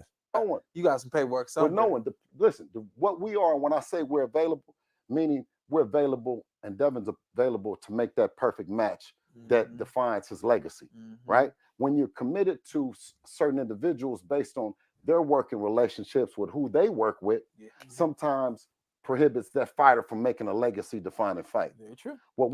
Let me decode what Bill just said. This when he get this fast talking and doing that pimp talk and that shucking and jiving. He basically saying it wouldn't be conducive for him to call in over there to Al and actually make a deal, because they're going to look at those numbers and say, "Hey, this is what we're going to give you. This is what's going to be your back end on the pay-per-view, and that's how we're going to rock, like it or not." Bill don't want that. Bottom line. Started out and said, okay, it was never about the money. It was about just that if Devin was going to dedicate himself to this sport. He's saying it was never about the money, which is hogwash. For his lifetime, then always we didn't want to look back and say, "Damn, well, we made the wrong choice by going with this guy, that guy," because when it came time to beat Tank's face in, or not Rolly Romero, because he's Devin ain't beat nobody face in, man. That's another time, but like, man, you could have put some pushback. Like, come on, Bill, you mean outbox? If your verbiage would have said outbox, that's more believable. But beating Tank face in, I got some. I told you I got some beachfront property in Missouri. I can sell you. Hit my Gmail. I got you for the low after this. He's about to fight. He's nothing. The other dude, Tia female. Okay. You know what I'm saying? Did you say female? Tia female. No checking on the Tia female. Like, how do you get to go on there? Like, it's not about. He said at the beginning, like, no, it's not about me and Devin and this and that. We can talk boxing. Now here you go, disrespecting Tio, calling him Tia female. Female. You know, when are we talking about Shakira Stevenson too? You know, Shakur didn't want it. We don't. We put it on. We don't disrespect on the Florida. Listen, let me go. Now, this is the first time. This is what I was getting at. This is the first time when Shawn Porter says we not gonna allow no disrespect on the Shawn. Now he gonna put his foot down. Like now he disrespected Tank by saying he was the former face of boxing. He disrespected Tia Female by calling him Tia Female, and also said that this is the Devin Haney era, which can be like really. But now when they get around to Shakur, hint, hint, now Shawn Porter want to kind of lightweight put his foot down and say no disrespect. So they're up in arms about this Shakur thing. Let's listen on. But listen. I was going to ask you something. Listen. Go ahead, for the record, Shawn Porter is not disrespectful. And if something happens, he ain't seen shit. You see what I'm saying? Because when Bernard Hopkins, we wasn't even there. I don't even know what you're talking about. When the Bernard Hopkins shit kicked off, I said, yeah. I said, Shawn know what I'm talking about. Shawn said, I ain't seen nothing. It's a fact. It's a fact. Yeah. And you know, like I said, Shawn, if you don't speak on this shit, you know what I mean? It takes boxing back to the horse and buggy days. 100. It's places like the Porter Way podcast that if you really bout this shit and you really believe in your fighter or your fighter and they need to come and sit down on the couch and kick it, these are the platforms. See, now, why would Tank want to come on the platform with Shawn Porter just allow Bill to get all of that off that he just said, all that disrespect? Is that a warm, welcome environment? Would they try to check Tank? Because I noticed, man, I think a lot of people say a lot of things about Tank and the camp and all that because they know that the camp and Tank, they really, I mean, Tank might come out and say something in a post or a tweet and then delete it or something like that. But they know that Tank and his fans ain't really going to spend no time to rebut it. So it's almost like, just let them talk. Let them do them. We not going to do that. Love over hate. You know what I'm saying? They preach that message. So a lot of people let a lot of stuff be said and done about Tank because they don't check it because that's just the philosophy. If we started checking it, but what would make the Porter podcast a welcome environment to Tank? We got to, let's keep going. Shawn, you didn't have them when you were coming up in the shit. You know, I saw a fighter and I saw you, you know, and you trained like a motherfucker. You know what I mean? But sometimes those fights wasn't there. You know what I mean? Sometimes those fights wasn't there. And you didn't have the ability that the fighters now have, right? So that's why I said, man, I got to come sit down with a real one. That's what's up. You know what I mean? And really just answer the questions, come as an open book. Shawn Porter is a real one. I highly respect Shawn Porter, man. His work ethic and everything. It was a salty taste left in my mouth with that Bud fight because I thought that a healthy, active, aggressive Shawn Porter with his back up against the wall could have gave Bud more trouble. But we see that Shawn didn't do what he needed to do in training, in preparation for Bud, and him and Kenny were going through something, and Kenny was like, look now, you get in there playing around because Shawn said that was the first time in training camp that he told his father he wasn't going to do something that he would normally do. And I'm guessing if I was a little bird on the wall, we would have been in the gym and we would have saw that him and Kenny Porter was going at it because I think Kenny alluded to it. And he was basically telling Shawn, like, look, man, you get in there playing around. I know Bud is a closer. You get in there playing around, but throwing in that towel. And I'm going to have the last laugh. And we seen the results when he threw that towel in and Shawn was frustrated, but he wasn't going to speak out about his father. They had a cool down period. And then we got kind of closure on the Broadway Joel show when Broadway Joel was saying, hey, man, why you ain't tell me about that fight? And Kenny said, listen, if you would have told me, if you'd have called me about that fight, I would have told you, order the fight but don't bet. And if you don't believe me, I played it in one of my lives. I got it right here on my phone. I can play it again. You know what I'm saying? You know what I mean? Did you? Yeah, go ahead. I got a question. 3 fights I'm gonna name. Everybody at 140. Oh yeah, now. let's finish that for Cinco Bane. Yeah, finish that for him real quick. Well, this might be 3 fights. T.O. Shakira, Tank. You the A side in all those? You know that side, that A side shit. You know what that A side shit mean? That means a side that don't really want to fight. So if it's a side that don't really want to fight, then that low ball offer, according to Shane Mosley said when you send a deal like that, it typically means that you don't really want to fight. That's an old head, well-respected veteran in the game, and a lot of my stances I prove through what these boxers say. People who actually have more legitimacy than me with just an opinion, and them having actually fought in the fights. I'm about to say everybody feels like they A side now. Yeah, they all say that. You know what I'm saying? Like Ryan no Garcia's dad came out and said that as the A side. Said the Dev was the A side, and he made up an excuse saying that Dev said he was the A side. That's why he didn't want to fight. Okay, brother, you listen.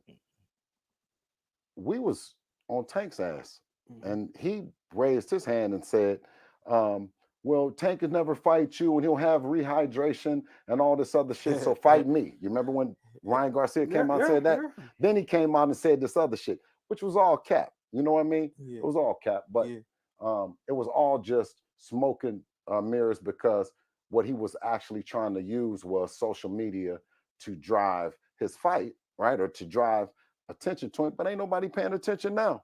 The most attention he was getting was the fact that he actually raised his hand, and the world thought that he was standing on business. Yeah.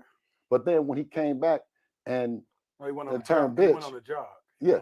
He went on a jog. He went on a jog. He went on a jog, and then I guess old boy gave him a way out. You know what I'm saying? I think Floyd by putting the shit in his ear, because I think Floyd came back over and said that, you know, Ryan being one of the biggest and the faces of boxing, brother. Come on, man. Yeah, no, hell no.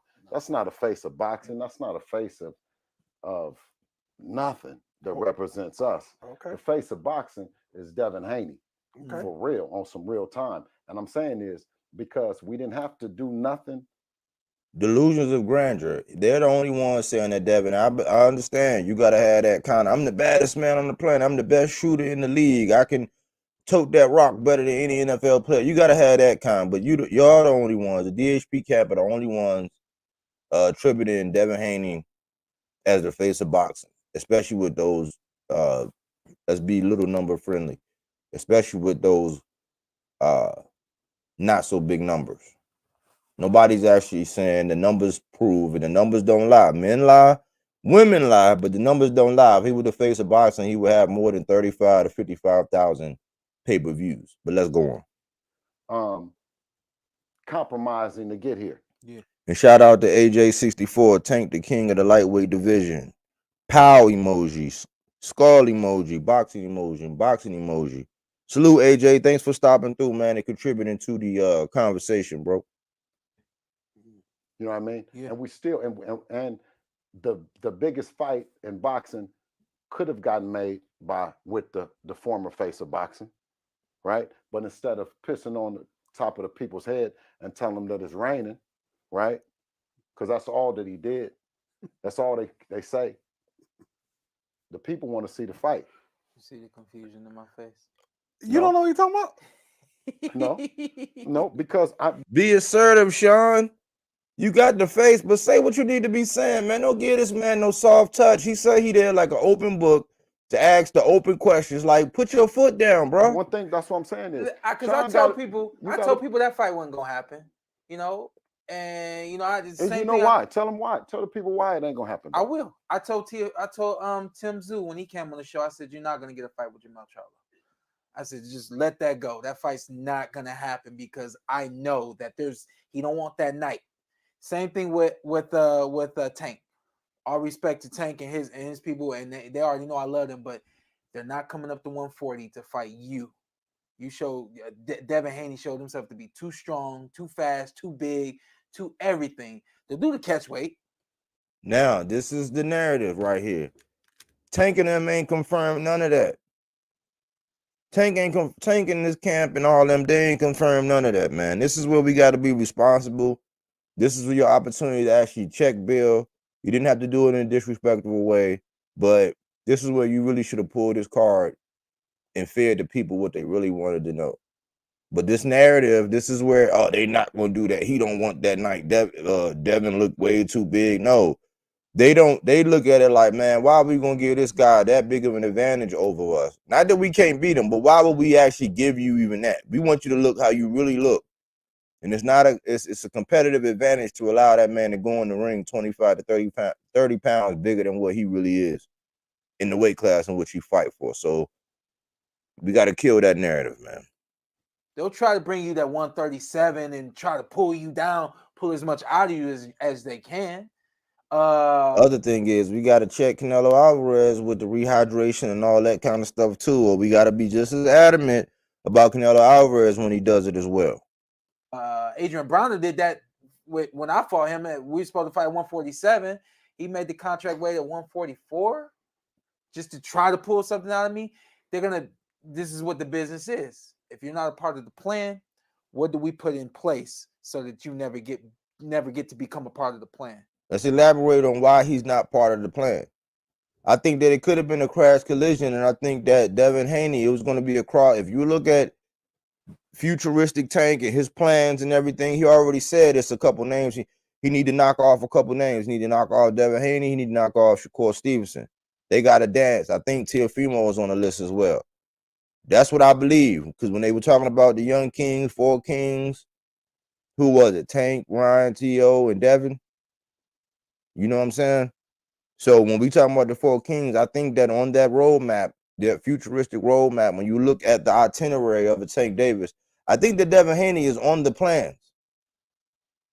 He's on the plans. The only reason why he's not on the plans is the same thing that was going on with Bud and Spence, in which Bud kept saying all this stuff going back and forth about wanting to fight, not wanting to fight. Oh, he better not fight me next. Oh, I don't know if I would take that fight.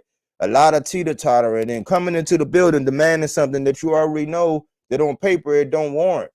So what Devin will be asking for, that's the only reason, that's the only thing that actually makes Devin not a part of the plans. You're not going to go over the PBC on a guy that could generate $101 million and dictate that you got to give me this and you got to give me that. You're not going to be put in that position, or they're not even going to entertain it. One, if you don't call the right people, which is Al Heyman, and 2, if you don't lower your tone based on those little numbers. It's the numbers that make Devin Haney not a part of the plan. Now, if you was able to get in line and take an offer or be willing to, work something out with Al and y'all sit down and y'all hash it out like men, then yeah, you'll be part of the plan. But you can't walk around talking about, I'm gonna do this and you're gonna get your best payday with me and dictating all this and this and that, thinking you're gonna try to reroute their whole scheme. You know what I'm saying? Tank and them is not going to operate like Earl and just do the fight regardless of who wants it, who don't. That's just a realistic boxing conversation. You got to be more responsible. And I'm surprised that Shawn allowed this to go on, and he's catering to this narrative. Devin Haney ain't part of the plan. Not at 135 and not at 140. At 135, but not at 140. I beg to differ. I think that, like I say, with platforms like this, they're unable to run those fake narratives. You got to fight, man. Yeah. You can't fight 20-something Mexican fighters that are built and tailor-made for you and then come back. Well, your son fought 18 or 19 Mexican fighters to start his career. Ain't that the kettle calling the pot black, huh? Ain't it?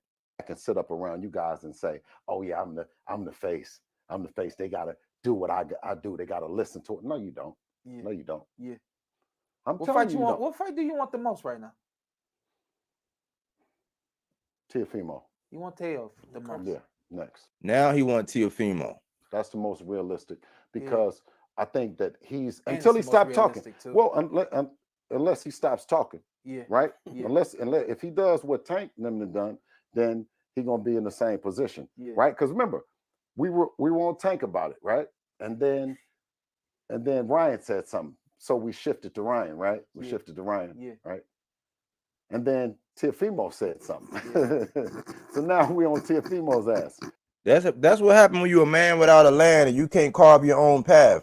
The face of boxing don't just respond and acquiesce to whoever called their name out. That's not the face of boxing. The face of boxing say, hey, look, this is what the people want. This is what we gonna do. Sign up or shut up. That's what the face do. But the face of boxing don't, oh man, T.O. said our name. Oh, okay, Ryan saying our name now. Oh, okay, such and such saying our name. That's not face of boxing behavior. Once again, I'm surprised that wasn't checked at the door. And that's another thing. Shouldn't they thank us for everything that we've done for the Tank team with Lomachenko? You remember we got Lomachenko up off his ass, right? Because when Dad was 20 years old. Do you remember what Floyd said that he wanted to put Tank in there? I mean, he wanted to put Tank in Loma, but it was almost seemed like a punishment, right? When he came out and said it. That's one of the biggest narratives that they always push. You know what I'm saying? Oh, I'll make you fight Lomachenko. Floyd might have said that, but I don't know why. You know what I'm saying? That's one of them unexplainables. You know what I'm saying? So I can't get in front of that and defend that and whatsoever. But Floyd came out and said that, and they love to bring that up. You know what I'm saying? Now it's different when they were building Devin Haney, and you know it was opportunity where he could afford a big name. But at the time, it's always reasonable. Just like it wasn't in the plans for Loma to fight Devin. You got to think about it. When Teofimo got out of their tournament, he went to go pursue Lomachenko. He would always say, man, Lomachenko won't even say my name. I've been wanting to fight him and this and this and this. Because Teo was on Lomachenko's bumper for the longest time. It was not until Teofimo will come out and tell you, hey, man, Loma didn't respect me. Only time he respected me, the first time Lomachenko respected him was when Teofimo Lopez on that Heisman night went out there and spiked Richard Comey. After he got that belt, that IBF, which was what Lomachenko wanted, nobody was in the plans specifically. It's just like Earl Spence with that last strap. Whoever had that WBO strap, that's who was going to get it. It wasn't just because it was Bud. So Lomachenko didn't have Devin or Teofimo in his itinerary until he got a belt. Once he spiked Richard Comey, he got that IBF belt. That's when Lomachenko said, welcome to my club. It was one of those things. So let's stop it, Bill. Stop it. Like, you know, we're going to put them together or whatever, yada, yada, right? It was the kind of sentiment. And then Tank answered back like you trying to get me beat. Is that not, am I not? I don't think he said that. What did he say? Do you remember? So they laughing. But he didn't want none, though, right? Again? Yeah, I mean, the no, fight didn't happen. No challenge. Because he didn't want none. The fight didn't happen. They didn't challenge him. The fight. Shawn just sitting back. Okay, did Lomachenko want to fight? Did Lomachenko want to fight? This is. Did Tank want to fight? I'm going, yeah. I'm going. So, okay, so why didn't it happen? I don't know. But now you started putting him in a position where Tank missed out on 2 big fights. Why is that happening? I don't know the big fight that Tank has been in. No, and I'm saying now Tank ain't had no big fight. If you know boxing, you knew Ryan. That was now Tank. Listen to what Ant say. Oh man, listen to what Ant say.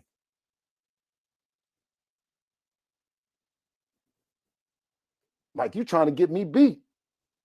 Is that not? Am I not? I don't think he said that. What did he say? Do you remember? What? But he didn't want none, though, right, Big Ant? Yeah, I mean, the fight didn't happen. Because he didn't want none. The fight didn't happen. Well, the fight. Did Lomachenko want to fight? Did Lomachenko want to fight? Yeah. Did Tank want to fight? I'm going, yeah. I'm going. So, okay, so why didn't it happen? I don't know. But now you started putting him in a position where Tank missed out on 2 big fights. Why is that happening? I don't know the big fight that Tank has been in. No, and I'm saying, yeah. If you know boxing, you knew Ryan. That was easy work. I don't. If you know boxing, you know Ryan, and that was easy work. Now here we got Bill capping, basically saying, I don't know the big fight. Well, the fight that sold $1.2 million. And if Ryan wasn't a big name, this is why I say they shoot themselves in the foot all the time. Ant just said, well, if you know boxing, you know that Ryan Garcia is easy work. So why was Bill and DHP and Devin Haney actually running up Ryan's tail with a flashlight then, trying to fight him just now? Before Ryan said he was going to roll it. That don't add up. That's another check. That's another checkmate to where y'all should have checked Bill and got him off that BS that he on, because he does know a big fight. That was the biggest fight last year, like money wise, but legacy wise, Errol Spence and Bud. But I guess Devin and Ryan would be, according to Bill, game 7. So they looking at it like money and legacy. How? When if it wasn't a big fight when Tank fought him, and it wasn't legacy when Tank fought him, and it was an exhibition when Tank fought him, according to Bill, how was it game 7? And why was Devin and them trying to fight Ryan Garcia then?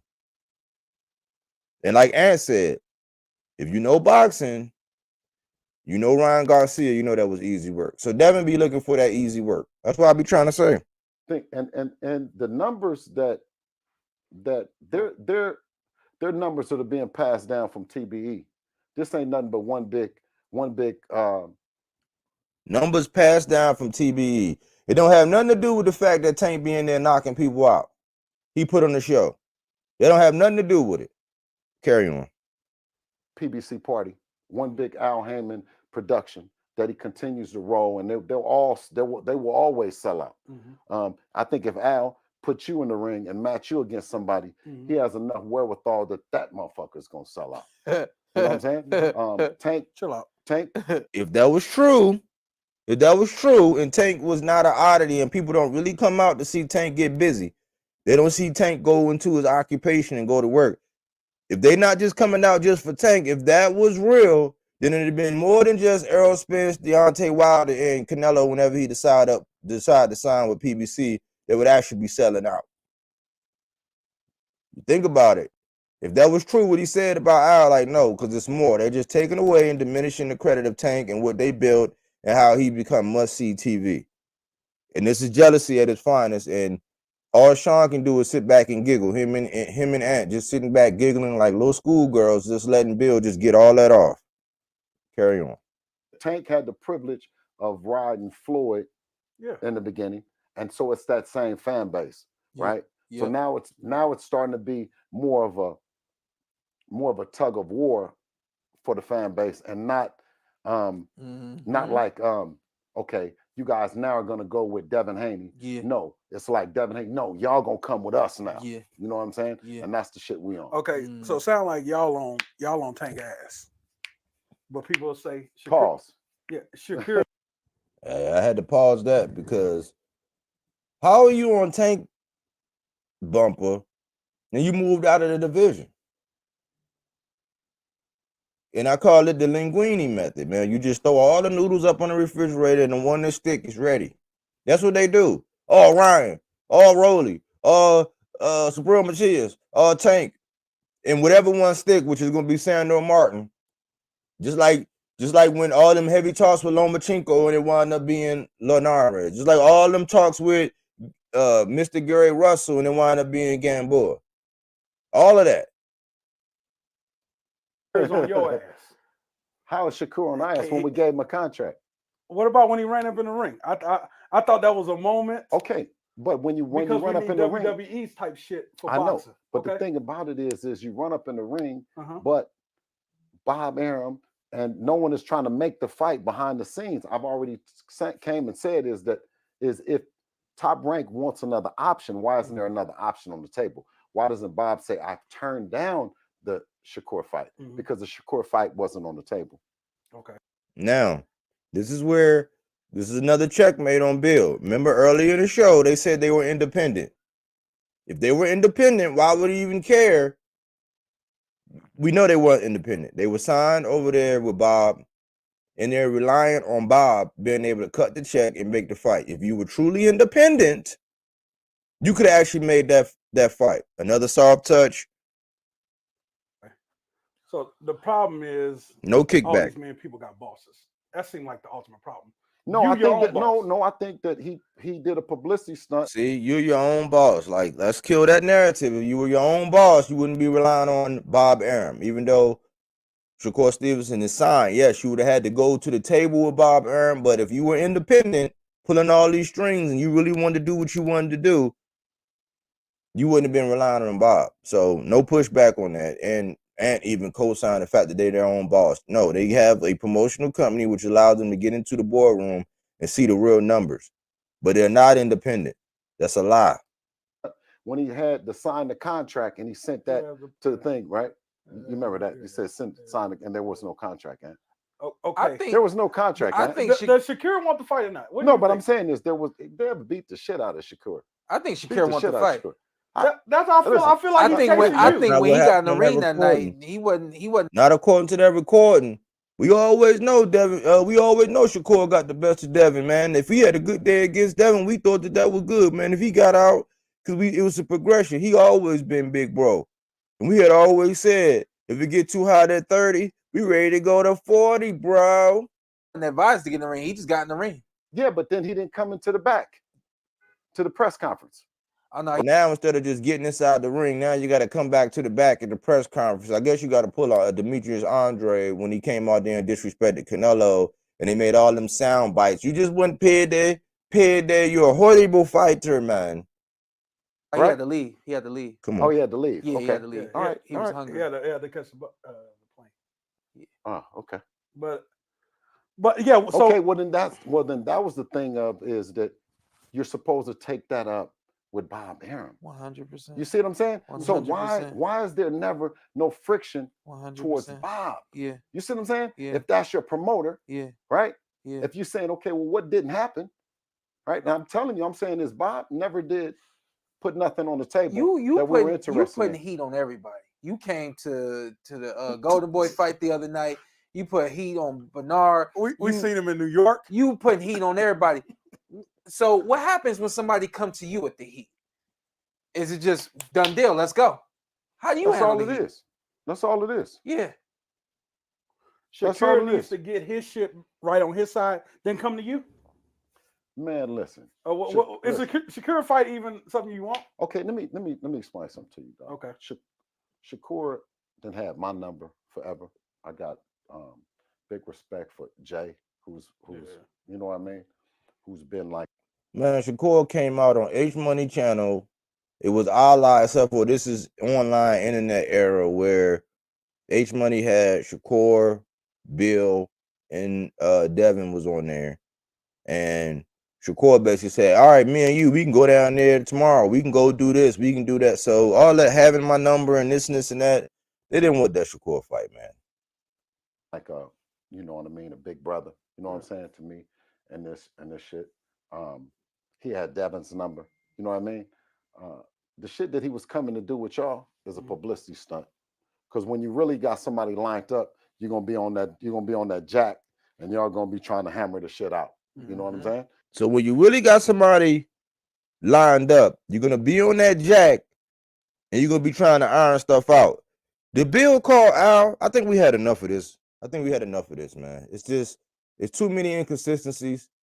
You know what I'm saying? It's too much. It's too much. You know what I'm saying? It's just too much, man. It's too much, man. If you really want to line somebody up, what Bill said, you really want to line somebody up, you be on that jack and y'all be hashing it out. Why has he yet to call out? So all this former face of boxing, we want to fight, we want this and this and that, that's bull. You know what I'm saying? And, you know, feel free. You know what I'm saying? I do check in with the Porter Way podcast from time to time. And Shawn is a consummate professional. I think that for my liking, if I was the judge, you know, this interview and what was going on, for my liking, I think that he allowed Bill to just skate around, say a bunch of things that were not responsible. He didn't check. He didn't give enough pushback. He just allowed Bill off the hook to be able to say whatever and just disrespect. But my whole thing is, remember when I said let's parking lot the DC crew? Shawn Porter was known for working with Barry Hunter and all that. He brought in Tank for that fight with Bud. And these were all the comments right here. He brought in Tank for that pre-Bud fight. And I always question whether or not Tank had any impact on Shawn Porter going into that fight. But they were working together. And I even remember And I recall that on the Ryan fight, I remember on the Ryan fight, Tank decided, because they had their normal camp. This is like before Coach Kevin Cunningham had to come in there. But on the Ryan fight, Tank decided to reach out to Kenny Porter and them. And Kenny Porter said, man, my job is to be another set of eyes and ears and to be something else outside their norm. I'm not interrupting, but after they get done, I sit back, I analyze, I tell them we can incorporate this, we can incorporate that. He said, man, my line of thinking was, since a lot of people say that Tank be losing on the scorecards and all this, and they put, which is really not true. It's not true. But a lot of people do be saying that he be down on the scorecards and he have to come back. Like that infamous Mario Barrios fight in which Floyd had to tell him he was down, and then Tank went in there and sealed the deal and closed the show. Just like that, they'll say, so Kenny Porter was actually saying, man, maybe we should employ some things on how to ambush Ryan. You know what I'm saying? Maybe we should try to switch it up. So Tank showed goodwill towards the Porters and actually hiring and employing Kenny Porter for that Ryan Garcia fight, and we see the results. He wound up stopping Ryan Garcia. He dropped him first. You know what I'm saying? I think he busted his nose, and then he sealed the deal with a body shot. So I don't understand why Shawn would even allow Bill and them to come on there, because I thought it would be goodwill. Because I was trying to figure out, why would Tank actually tweet out something about Shawn saying, now, if I beat Shawn's and he fights at 147, why would I be scared to fight somebody at 140? When he came out, I said, man, I ain't even know it was any kind of friction between Shawn Porter and Tank.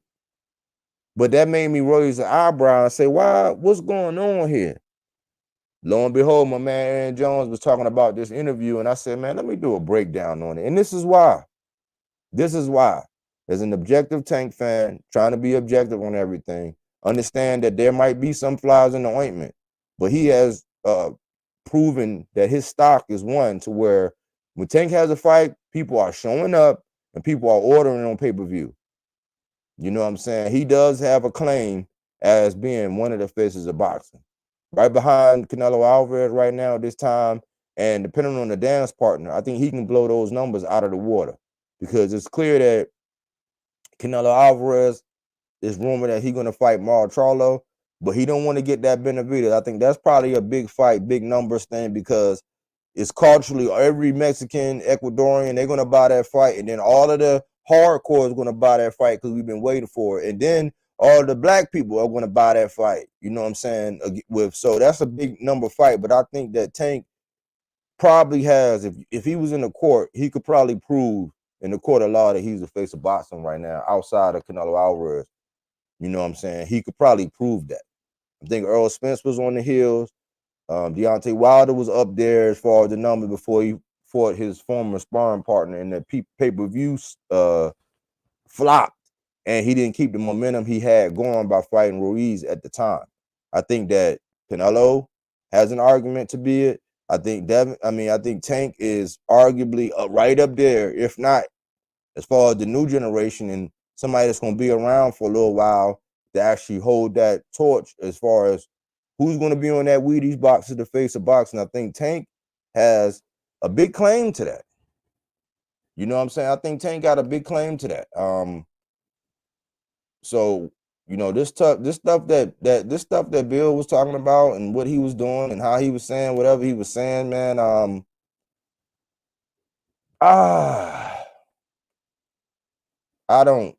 I wouldn't have let it slide. You know what I'm saying? I would have been like, hey, man.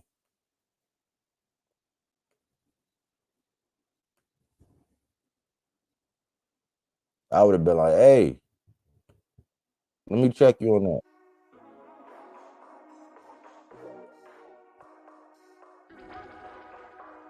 But I'm here, y'all. I'm here, man. What do you think about this interview? I mean, I think I might have got halfway through it. You know what I'm saying? As far as copyright and stuff like that, I know it's some petty people. I seen my stream buffering as I was following along. But what do you think about this interview, man? I think Tank kind of got done dirty, man. This is what I don't understand. Like, yeah, you need places where boxers to come and sit down and talk.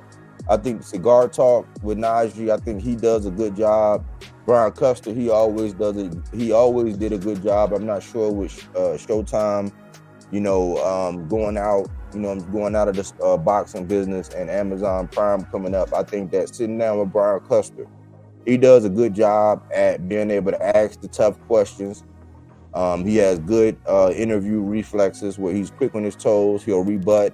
He'll say what the people want to say, but he has that unique ability to be able to make it corporate almost like a protocol, almost having class to the questions, being able to provide some pushback, but also getting, creating some good moments, some good laughs, asking some tough questions, really asking, what people really want to know. He can be dogmatic about it, but it's the approach. And I think that this interview with Bill, I don't think it did anything for Devin and them. All it really was I'm going to throw around a bunch of names. Mainly, I'm going to disrespect Tank. I'm going to take a knock at Ryan. I'm going to take a knock at Ryan Garcia. And when you walk away from this interview, now that's just halfway through. I support Shawn Porter and them in their, in their endeavors and everything. And I respect what he was able to do. And I ask that you go back and watch the rest of that interview. But for my take, up to the point where I stopped playing it, what did you walk away new thinking? I didn't walk away with anything new. It was just more Tank slander. It was just more, it seemed like jealousy a little bit to me when you ask, you know what I'm saying? But as a diehard Tank fan and as somebody that wants the sport to grow and I'm trying to push the sport forward, I don't think that interview did anything for us. It made them look obnoxious. He let Bill be Wild Bill. He wasn't as zany and as crazy and as over the top as some of the things he said in the past, but it's just the same old, man, when it comes to these Haneys and how they promote. It's a vein of promotion. If you want to be the Don King of promotion, cool. You're a manager and a trainer. You're not a real promoter. You have a sliver of the pie that lets you in the boardroom. But I don't think that you're going to reach the heights that you really want to reach when you have no respect for somebody that's in the spot that you desire, which is Tank. I don't think that it does you any justice to be able to just take up on Coach Calvin and, Tank and all them boys, you know what I'm saying, and what they've been able to, and say that, it's just because of Floyd, undermining Tank's abilities to be able to, you know what I'm saying, put on a good show and render what fans want. Fans want knockouts. Yes, he's a knockout artist, but Petty Atlas had this man in his top 10 pound for pound for a couple years now. Akim Barak removed him this year and put Devin Haney at number 4. It's a lot of bias. We know it's a lot of company, man. I don't expect for you not to support your son and say what you need to do to push him forward, but a lot of things that Bill Haney says, it supersedes the lines of promotion, man. Some of it is just downright tasteless. It's classless. You know what I'm saying? Shout out to King. Haney Clown Clan just be hating on Tank's position. That's what I'm saying. King. Salute, King. Thanks for coming in, man. If you haven't subscribe, man. I appreciate all the love and support I've been getting, man. This is the alternative to opinion-based content. This is fact-based content where I use a lot of what the fighters say, coaches, trainers, you know what I'm saying, numbers. I do stats. I do look at CompuBox, things like that, and I employ them in my videos and in my lives. I try not to shoot from the hip because in today's day and time, I can't just be creative and exciting and just something new on the block or something different. I got to qualify everything that I say by backing it up by what a boxer say or whatever, or nobody's going to respect it. But I'm not one of them ones that's going to be first. It's rarely that I'm ever going to come out with anything first. I'll just take my time. Like they say on that movie Colors when he said, hey, man, let's run down there and one of them bulls. And the other dude say, nah, let's walk down and come on. So that's what I do. I just let all the videos come out. I watch them. I listen. I get what I can from them. And then if I have a point or something that resonates with my imprint, my fingerprint that I want to put on the sport, I'll use it. You know what I'm saying? AJ said, AJ64 back in that comment section saying, I think it's crazy how Bill disrespects Tank and Coach Calvin. Yeah, man, there's no respect, man. And I'm like, man, it kind of as a culture, you know, I had something that was going on with me and a coworker one time, man, and it's like we almost got the rumbling or whatever, and I had to look at the big picture. I was like, I'm 43. I was probably about 5 years older than him, and I was sitting back and looking at it. It's like, man, now if I knock this fool out or kick him down the flight of stairs or knock him off the roof, they're gonna be looking at him like, man, these two black brothers can't even get along. So I had to actually, you know, take the high road and say, you know what, man, I got a job. And if we both get into a fight in the workplace and we get kicked out, I'm gonna be at home, you know what I'm saying, trying to figure out my next approach and where I'm gonna land and what I'm gonna do in my life. And I'm gonna be kicking myself in the tail because I let a dude who really didn't have the big picture in mind knock me off my pivot. And I couldn't allow to do it. And lo and behold, about a month and a half went by, I think about 2 months went by, and whatever happened, whether he resigned or got fired or whatever, I actually had to take the young brother home, man. It was a bittersweet situation, but I looked at myself and I patted myself on the back saying, you know what? I did take the high road. I didn't lose my job, and I spared this young brother.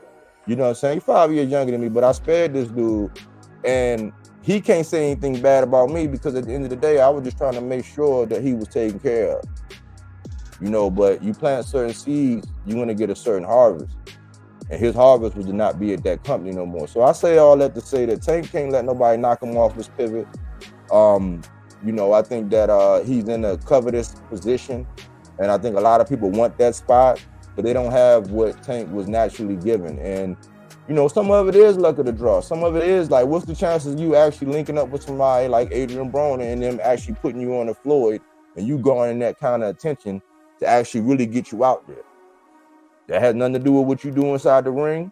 You're responsible. Like Coach Kevin Cunningham said, that Tank is like one of the most explosive, is God-given natural talent. And he said it's rare.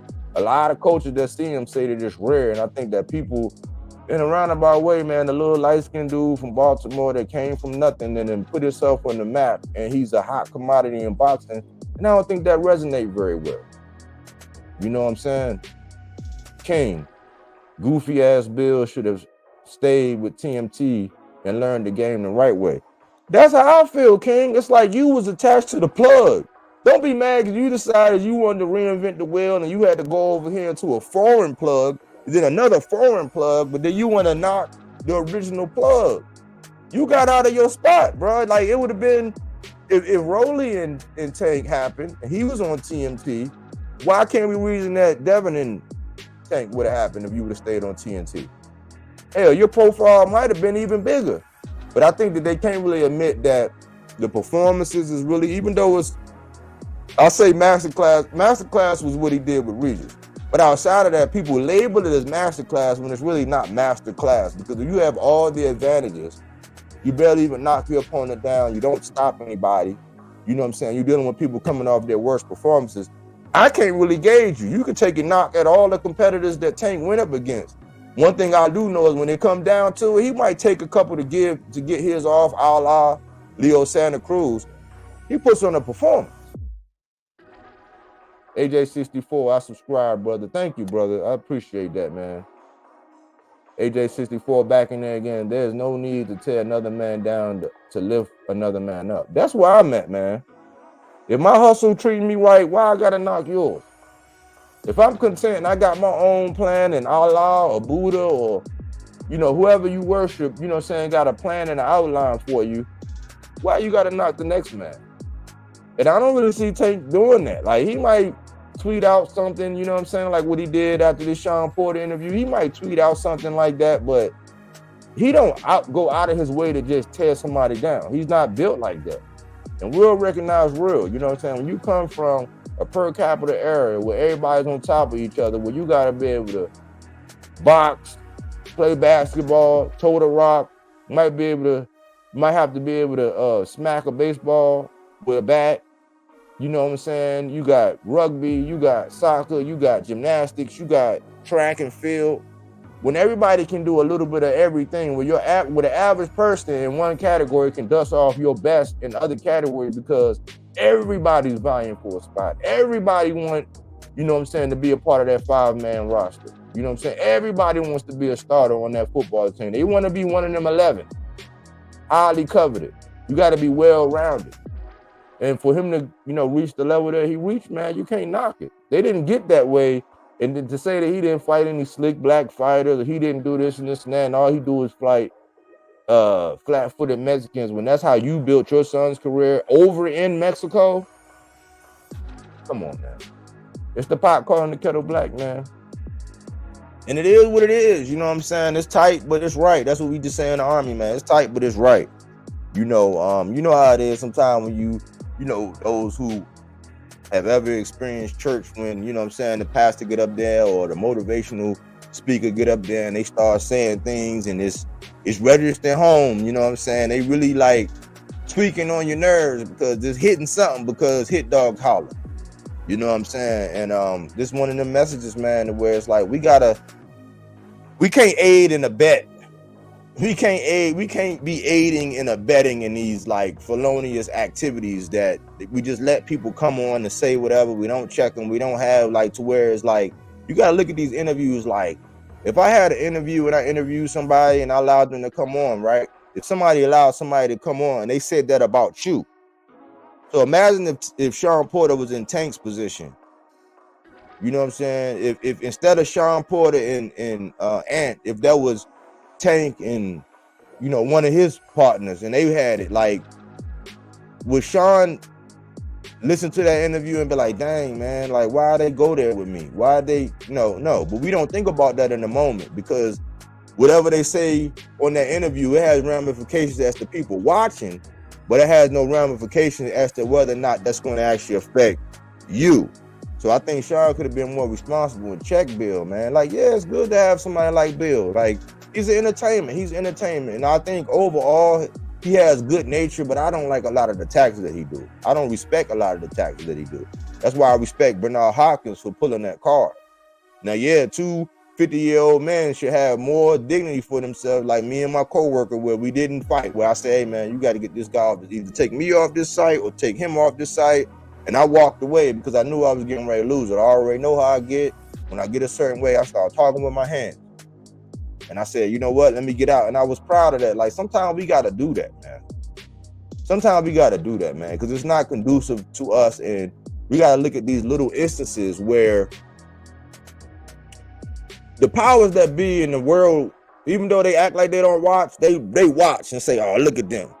You don't think the world is watching Devin and Tank with all the talent between them two?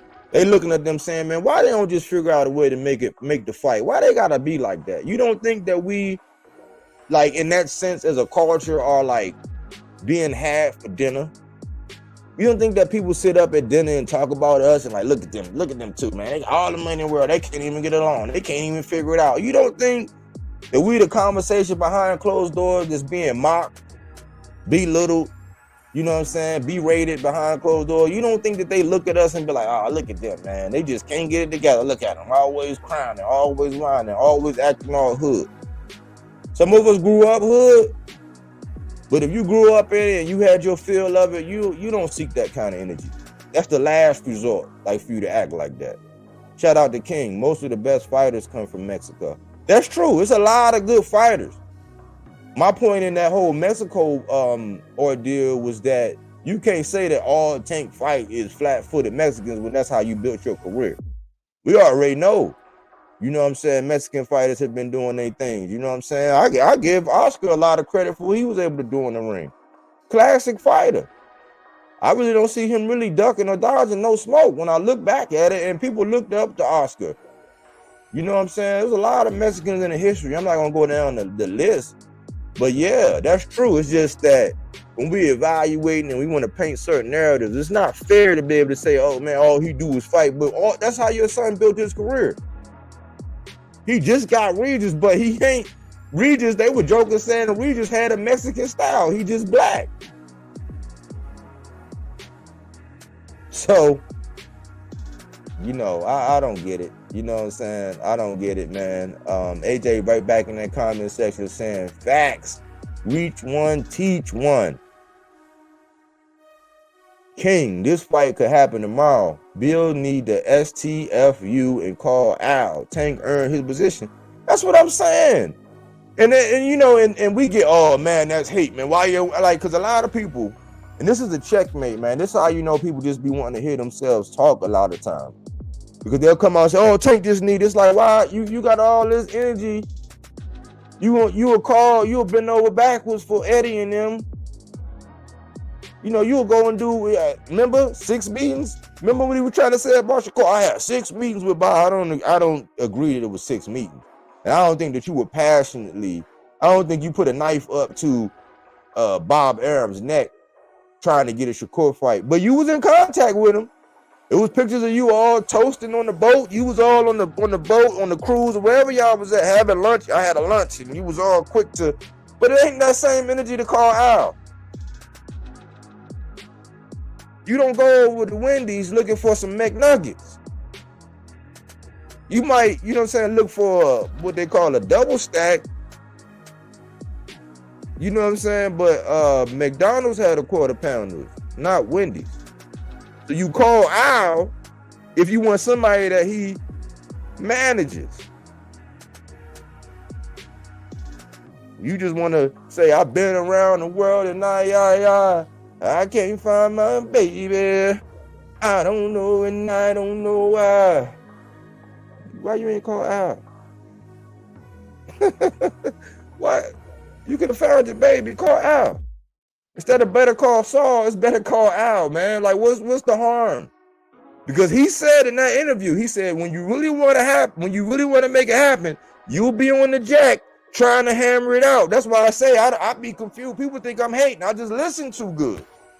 Maybe that had to be with leadership in the army when I actually had to listen to the young soldiers and figure out what was really going on and why they not gonna come to the formation with their boot, why they keep coming to the formation with their boots not shined and their uniform not pressed and the uniform look like they just got it out of an earplug case, and why they just can't keep their room clean, and why they wasn't ready for inspection, and why, you know what I'm saying? It's like you become a great listener, a great observer. So when I listen to these interviews and all that, I be listening.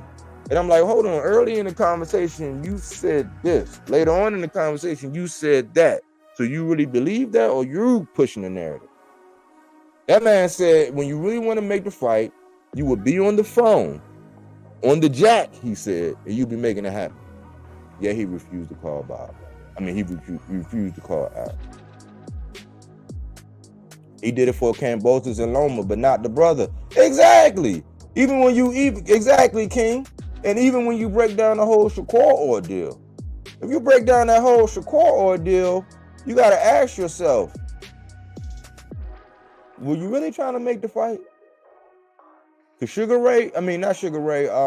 Shane Mosley, Sugar Shane Mosley came out and said, yeah, when you make an offer like that, man, typically that means you don't really want to fight. When you make a low ball offer, when you make an offer that's less than that sanctioning body's guarantee, you don't really want to fight. Then that's evidenced by the shape that you were in. So you don't really want to do that. But for months, as a Tank fan, I had to deal with all of the Kool-Aid crew, the Haney, the DHP Kool-Aid crew. I had to deal with them always, every day, all day, every day. Man, he took peanuts to fight Cambosis. No. You had the mercy of having to fight Cambosis because you really didn't. You had that belt that Loma dropped off when he got elevated. That was your leverage. And you used that to perfection. But when it lined up for you when Lomachenko had to go to the war, because it was going to be this fight that we getting ready to get with Loma and Cambosis, that's what it was originally. And then Bill jumped out there and said we would take the same thing that you was giving Loma. Lou DiBella and them was like, oh yeah, hold my beer. Let's do this. Then we had to hear from the Kool-Aid crew for months and months and months. Their main talking point, oh man, Devin took peanuts, man. He went over there to Australia without his father and he had to do this. And I'm like, man, come on, man, what dude haven't? Regis Prograis went over there in Josh Taylor country. Tank did it over there with Liam. Like at some point in time, the great's gonna go over in the foreign soil. Errol Spence did it with Carol Brooks. But you wanted a reward because you had to go over to another country. And you want to take credit for all those numbers. And then when we look at the second fight, man, they had you in the arcade room in that second fight, man. You went from 45 down to 15? If you were this hot commodity and you put butts in seats and you the man and you the new face of boxing, why I was there? But no, that sounded like too much like hate. King, Shakur equals high risk, low reward. When he became his mandatory, he dropped them belts quick. Absolutely. Absolutely. The definition, I call it the definition because Devin need to come out with his own. You know how Webster's dictionary is? Devin need to come out with his own glossary, the definition. Because now the definition of a duck is, oh, if I send you a low ball offer and you don't accept it, you duck. But I'm willing to drop this belt after saying there'll be no other champion at 135 for the rest of the year. When Church had already came out, go back through my videos, I did a video. And you'll see my progression in my content, but I did a video where Church was basically, Church knew all along. He said, man, they going up to 140. And right as rain, he went up to 140.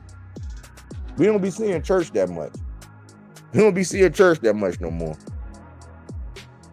But yeah, then they'll use Shakur's performance to try to double down. It's like, man, Shakur's performance against De Los Santos had nothing to do with the fact that Devin dropped his belt instead of fighting that man. And also, Honor Barbosa just came out in an interview and basically said that they had already talked to Bill and them, and Devin was going to use his WBO just like how Bud used his WBO to latch on to Jeff Horn when he became the WBO super, using the underweight class and that belt, that leverage to link you up to the next one up top. When Bud used that, Devin was going to do the same thing to leapfrog Jose Ramirez. Let's not talk about Jose Ramirez. He's a whole nother, like, he's a triple duck. This dude just ducked 3 shots at the championship. Devin was going to use that WBO to leapfrog Honor Barbosa. The Haneys and them had already agreed to it. He said, I guess Suleiman, Honor Barbosa said, I think he said Suleiman had got wind of it, and somehow T.O. got wind of it, and he said, hey man, T.O. said, I'm coming back. When he said, I'm coming back, because if you could use your WBO to latch on and use leverage to go up and fight the champ, well, why did that change when that champ was T.O. coming back? That's some homework for y'all.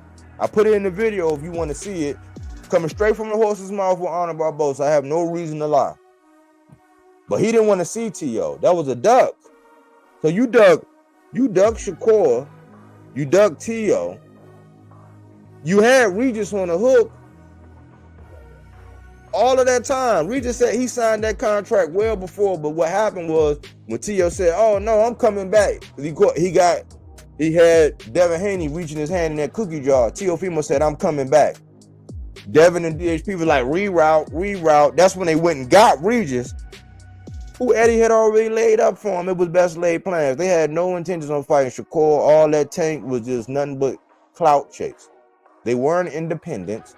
They had already had a deal with Eddie, just like they already got a deal to fight Sandor Martin when they go on this mixtape tour. Like the Rise be saying, you know what I'm saying? Salute to them guys. They be saying the mixtape tour. He go on this mixtape tour with the Linguini method, putting up all those names and seeing which one stick. And Honor Barbosa was said he was mad at Teofimo Lopez because he messed up his money. Why would he say that? Because it's the truth. Devin was willing to go ahead and use that WBO to fight Honor Barbosa for what he thought would be a title that, you know, when Teofimo was in recess. But when T.O. said, I'm coming back, reroute, I'm going over here to Regis. They scouted Regis. They saw the performance against Zorilla, just like they scouted Loma in the performance that he had with Jermaine Ortiz, in which both of those were questionable performances now. And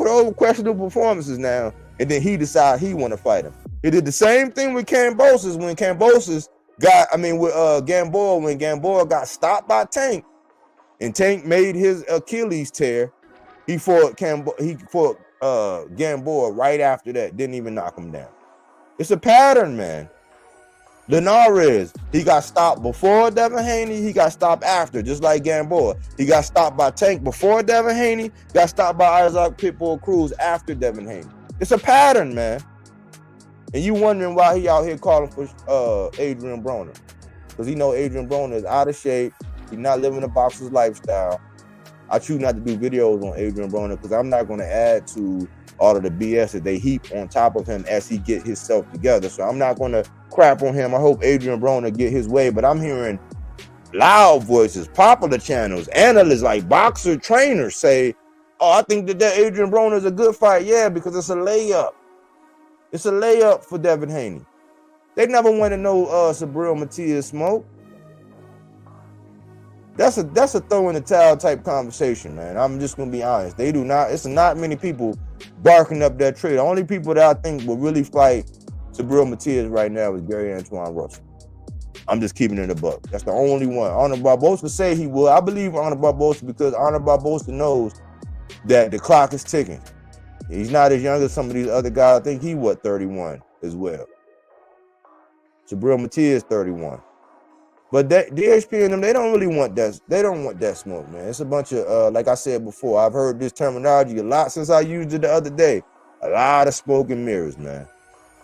Shout out to Cookie Monster. She say body work, flame emoji, glove emoji, flame emoji. What's up, Miss Cook? And shout out to King right back in that comment section one more time. One more again. Sad part about it, Haney is a good fighter. He just need to take risks like everyone else. Real risk, not that BS he doing. Pissing on your head, saying it's rainish. Yeah, man, it's like Devin has grown on me. You know what I'm saying? Because I was real critical of him. But then I say, hey, man, just like Ryan, Devin shows flashes of brilliance. Just like Ryan. They have a skill set that can't be denied. Now, he showed me more against Regis. But I'm like, man, that's you against somebody where you got all them advantages. And I didn't know that Regis Prograis was gonna leave his hands in his pocket that day. I don't think anybody would have thought that Regis, you know what I'm saying, was gonna come in there and lay up an egg. And then we find out that he on a reality TV show with the Haneys, and he also got caught in an interview. Salute to this young brother, man. It's a dude, he got a faceless channel. It's called Black Salute TV. That dude is cold. That dude be putting out that information, documentary type style. I be checking for him, man. He be laying it out. And he had put out a video where Regis Prograis was on camera saying that boxing is scripted. I was like, wow, that explains everything. That's why I'm getting trust issues, man, especially with some of my favorite fighters, man. A lot of my favorite fighters took L's. Regis took an L. Jamel took an L. Spence took an L. And ironically, in all three of them fights, they went into those fights not looking like themselves. Regis, he looked good, but that performance let me know, man, that's not even what you really about, Regis. You can't fool me, bro. I crush the numbers. I be supporting. I be on people's helmet for you. You know what I'm saying? I be going, same thing with Jamel. That's not Jamel. That wasn't Jamel that showed up against Canelo. He didn't throw his power punches. He didn't throw his body punches. Regis either. You already know to slow Devin down, you got to go to his body. Never really went to his body. Set a record.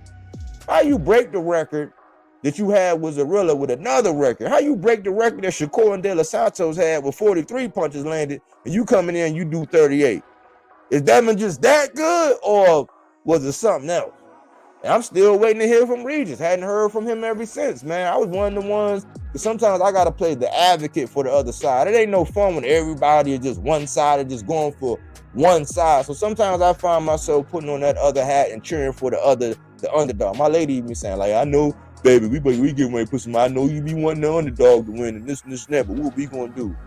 And it's like, yeah, man, I know these boxers. I study these boxers. I know what they're capable of. But it ain't no fun when everybody just want to jock strap ride one side. And, oh, man, there ain't no need for them to fight. Ain't no need for that to happen. It's like, well, who's going to cheer for the other team? And why are we paying for this stuff if we already know this foregone conclusion?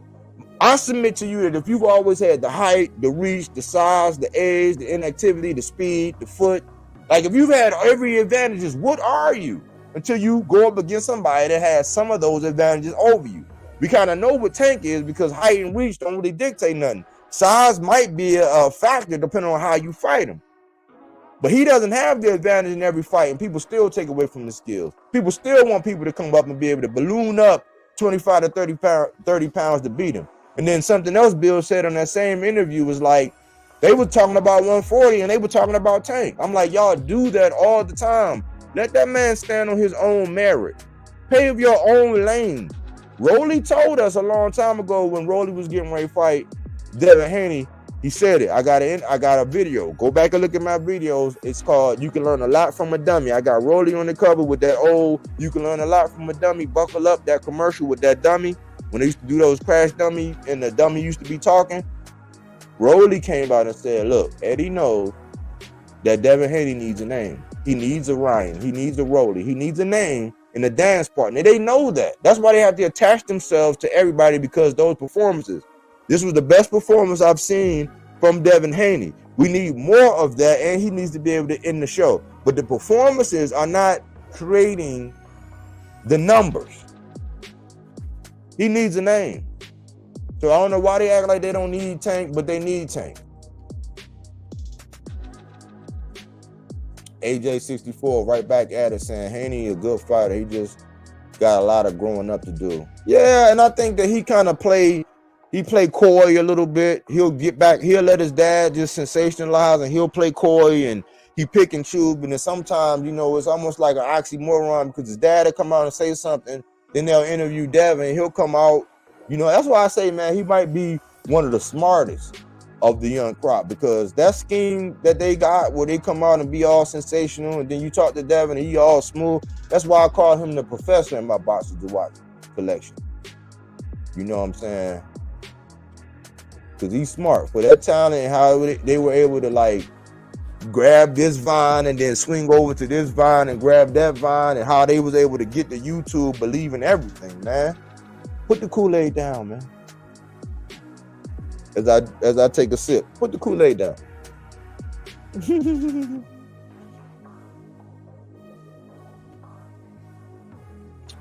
Eleazar Cruz Jr. WBC stripped anyone at any time unless you Canelo or Errol Spence before he lost. Now they are stripping Crawford with no shame. Oh wow, they stripping Crawford? You know, at this point in time, man, it's like, I think Bud is at a point in time where he's going to do what he wants. Whether or not that's a big deal to Bud, like just like with the whole thing with the IBF when they gave it the boost.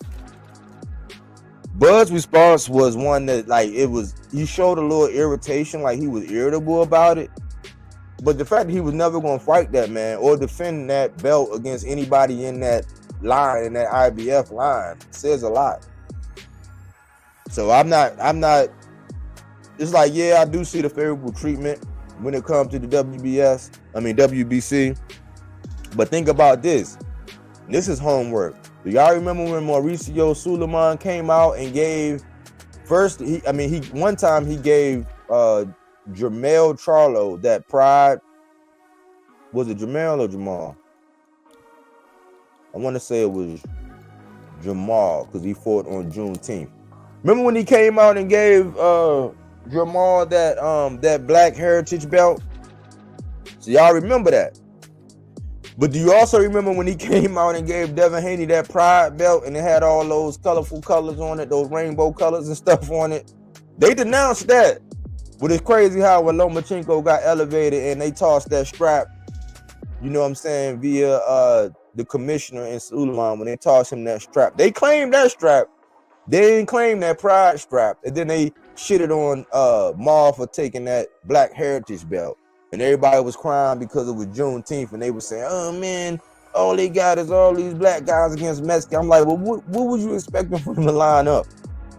They acknowledged Juneteenth by celebrating Jamal Charlo for being in that line as a black fighter and creating a belt for him. They just didn't like that pride belt that they created for Devin. And they didn't like the fact that all those matchups, it's like, well, what was you gonna do? Put black on that fight?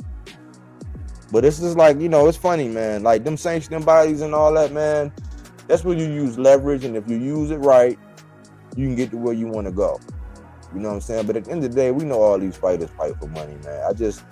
I don't like how they disrespect Tank for him climbing the heights that he was able to climb and getting into the position that he was able to get. You know what I'm saying? Life gave him lemons. Now he's sipping the finest of the lemonades. And all these other people got a sour taste in their mouth. Go figure. But I ain't want to be on here long, man. It's, we coming up on 2.5 hours, man. Salute to everybody who came in and checked for me, man. Salute to Cookie Monster, one of my day ones. Salute to AJ King, Eleazar Cruz, you know what I'm saying? Everybody who actually came out and chimed in and chatted. Salute to Malazar Khan Sabar. Salute to his twin. Salute to Heriberto Alvarado and Larry Lopez. Thank you for coming in, man. Thanks for the support, man. Feel free to chime in whenever I have a video, man. All subscribers matter here at Bodywork Boxing. If you subscribe to me, I care about your take and everything. If you just want to argue and debate, I don't want yes men. But if you just want to argue and debate and you don't bring no substance and you just doing a whole lot of regurgitation and memorization, or you just an echo chamber for one of these other channels, man, that's not what I want here. This is the alternative to opinion-based content. This is fact-based content. And we don't take things for face value. We do that body work here. So we put everything under scrutiny. We try to be responsible with the dialogue, and we want to push the sport forward. So I'm always open to criticism, input. You know what I'm saying? I'm not the one that everything is my way or the highway, or, I'm not going, click the link, click the link, come get, acting all like putting all that energy out there that you really don't want. I'm not that type, man. You know what I'm saying? Be reasonable. I do have my favorite fighters. I got a southpaw bias, even though I like fighters that are orthodox as well. They're in my boxes to watch. That's a good collection. I stopped doing those because I'll be getting a copyright strike on all my videos. You know what I'm saying? Where I'll actually put the X's and O's on there with them actually putting the Beats by Dre down on somebody. You know what I'm saying? I like foreign fighters too. You know what I'm saying? I'm digging this Sabril Matias wave that's going on, and hopefully I'm trying to get him all the smoke. You know what I'm saying? And I like Inouye. Salute to AJ64. Peace, brother. I appreciate you. We appreciate you too, man. So I'm gonna get out of here, man. I just thought, I'd come on here and break down this interview and actually, you know what I'm saying? Because Tank fans, I think we get billed as being all like, we just gonna go along with the flow and we just gonna nah, some of us got sense. Some of us gonna look at this thing and outline it the way it should. You know what I'm saying? We're gonna speak to things that we don't understand. We're gonna be bold enough to actually stand up for Tank without being deemed as a fanboy. We use logic and reason in everything. At least I do. You know what I'm saying? But I figure I'll come on here and break this interview down. My man Aaron Jones was talking about it, and when I got down to the bottom of it, I said, you know what? He right, man. Somebody need to break down this Porter interview. Like, go back and listen to the second half of the interview, the part that I didn't go over, and to see if you take away something that I didn't get or grab. I just think I heard enough with the slander, the soft touch questions, and Bill said he was open and vulnerable to it, but Shawn Porter didn't dig in. But I appreciate each and every one of y'all, man. Every time that I come out, man, thank you. I appreciate it. Salute. Thanks for tuning in here at Bodywork Boxing. We don't take things for face value. We do that body work. He didn't want to box. He wanted to actually prove that he could punch with you. He was like, what the fuck is this nigga? Right? Oh, okay. You want to go to sleep. You tired. Welcome to Bodywork.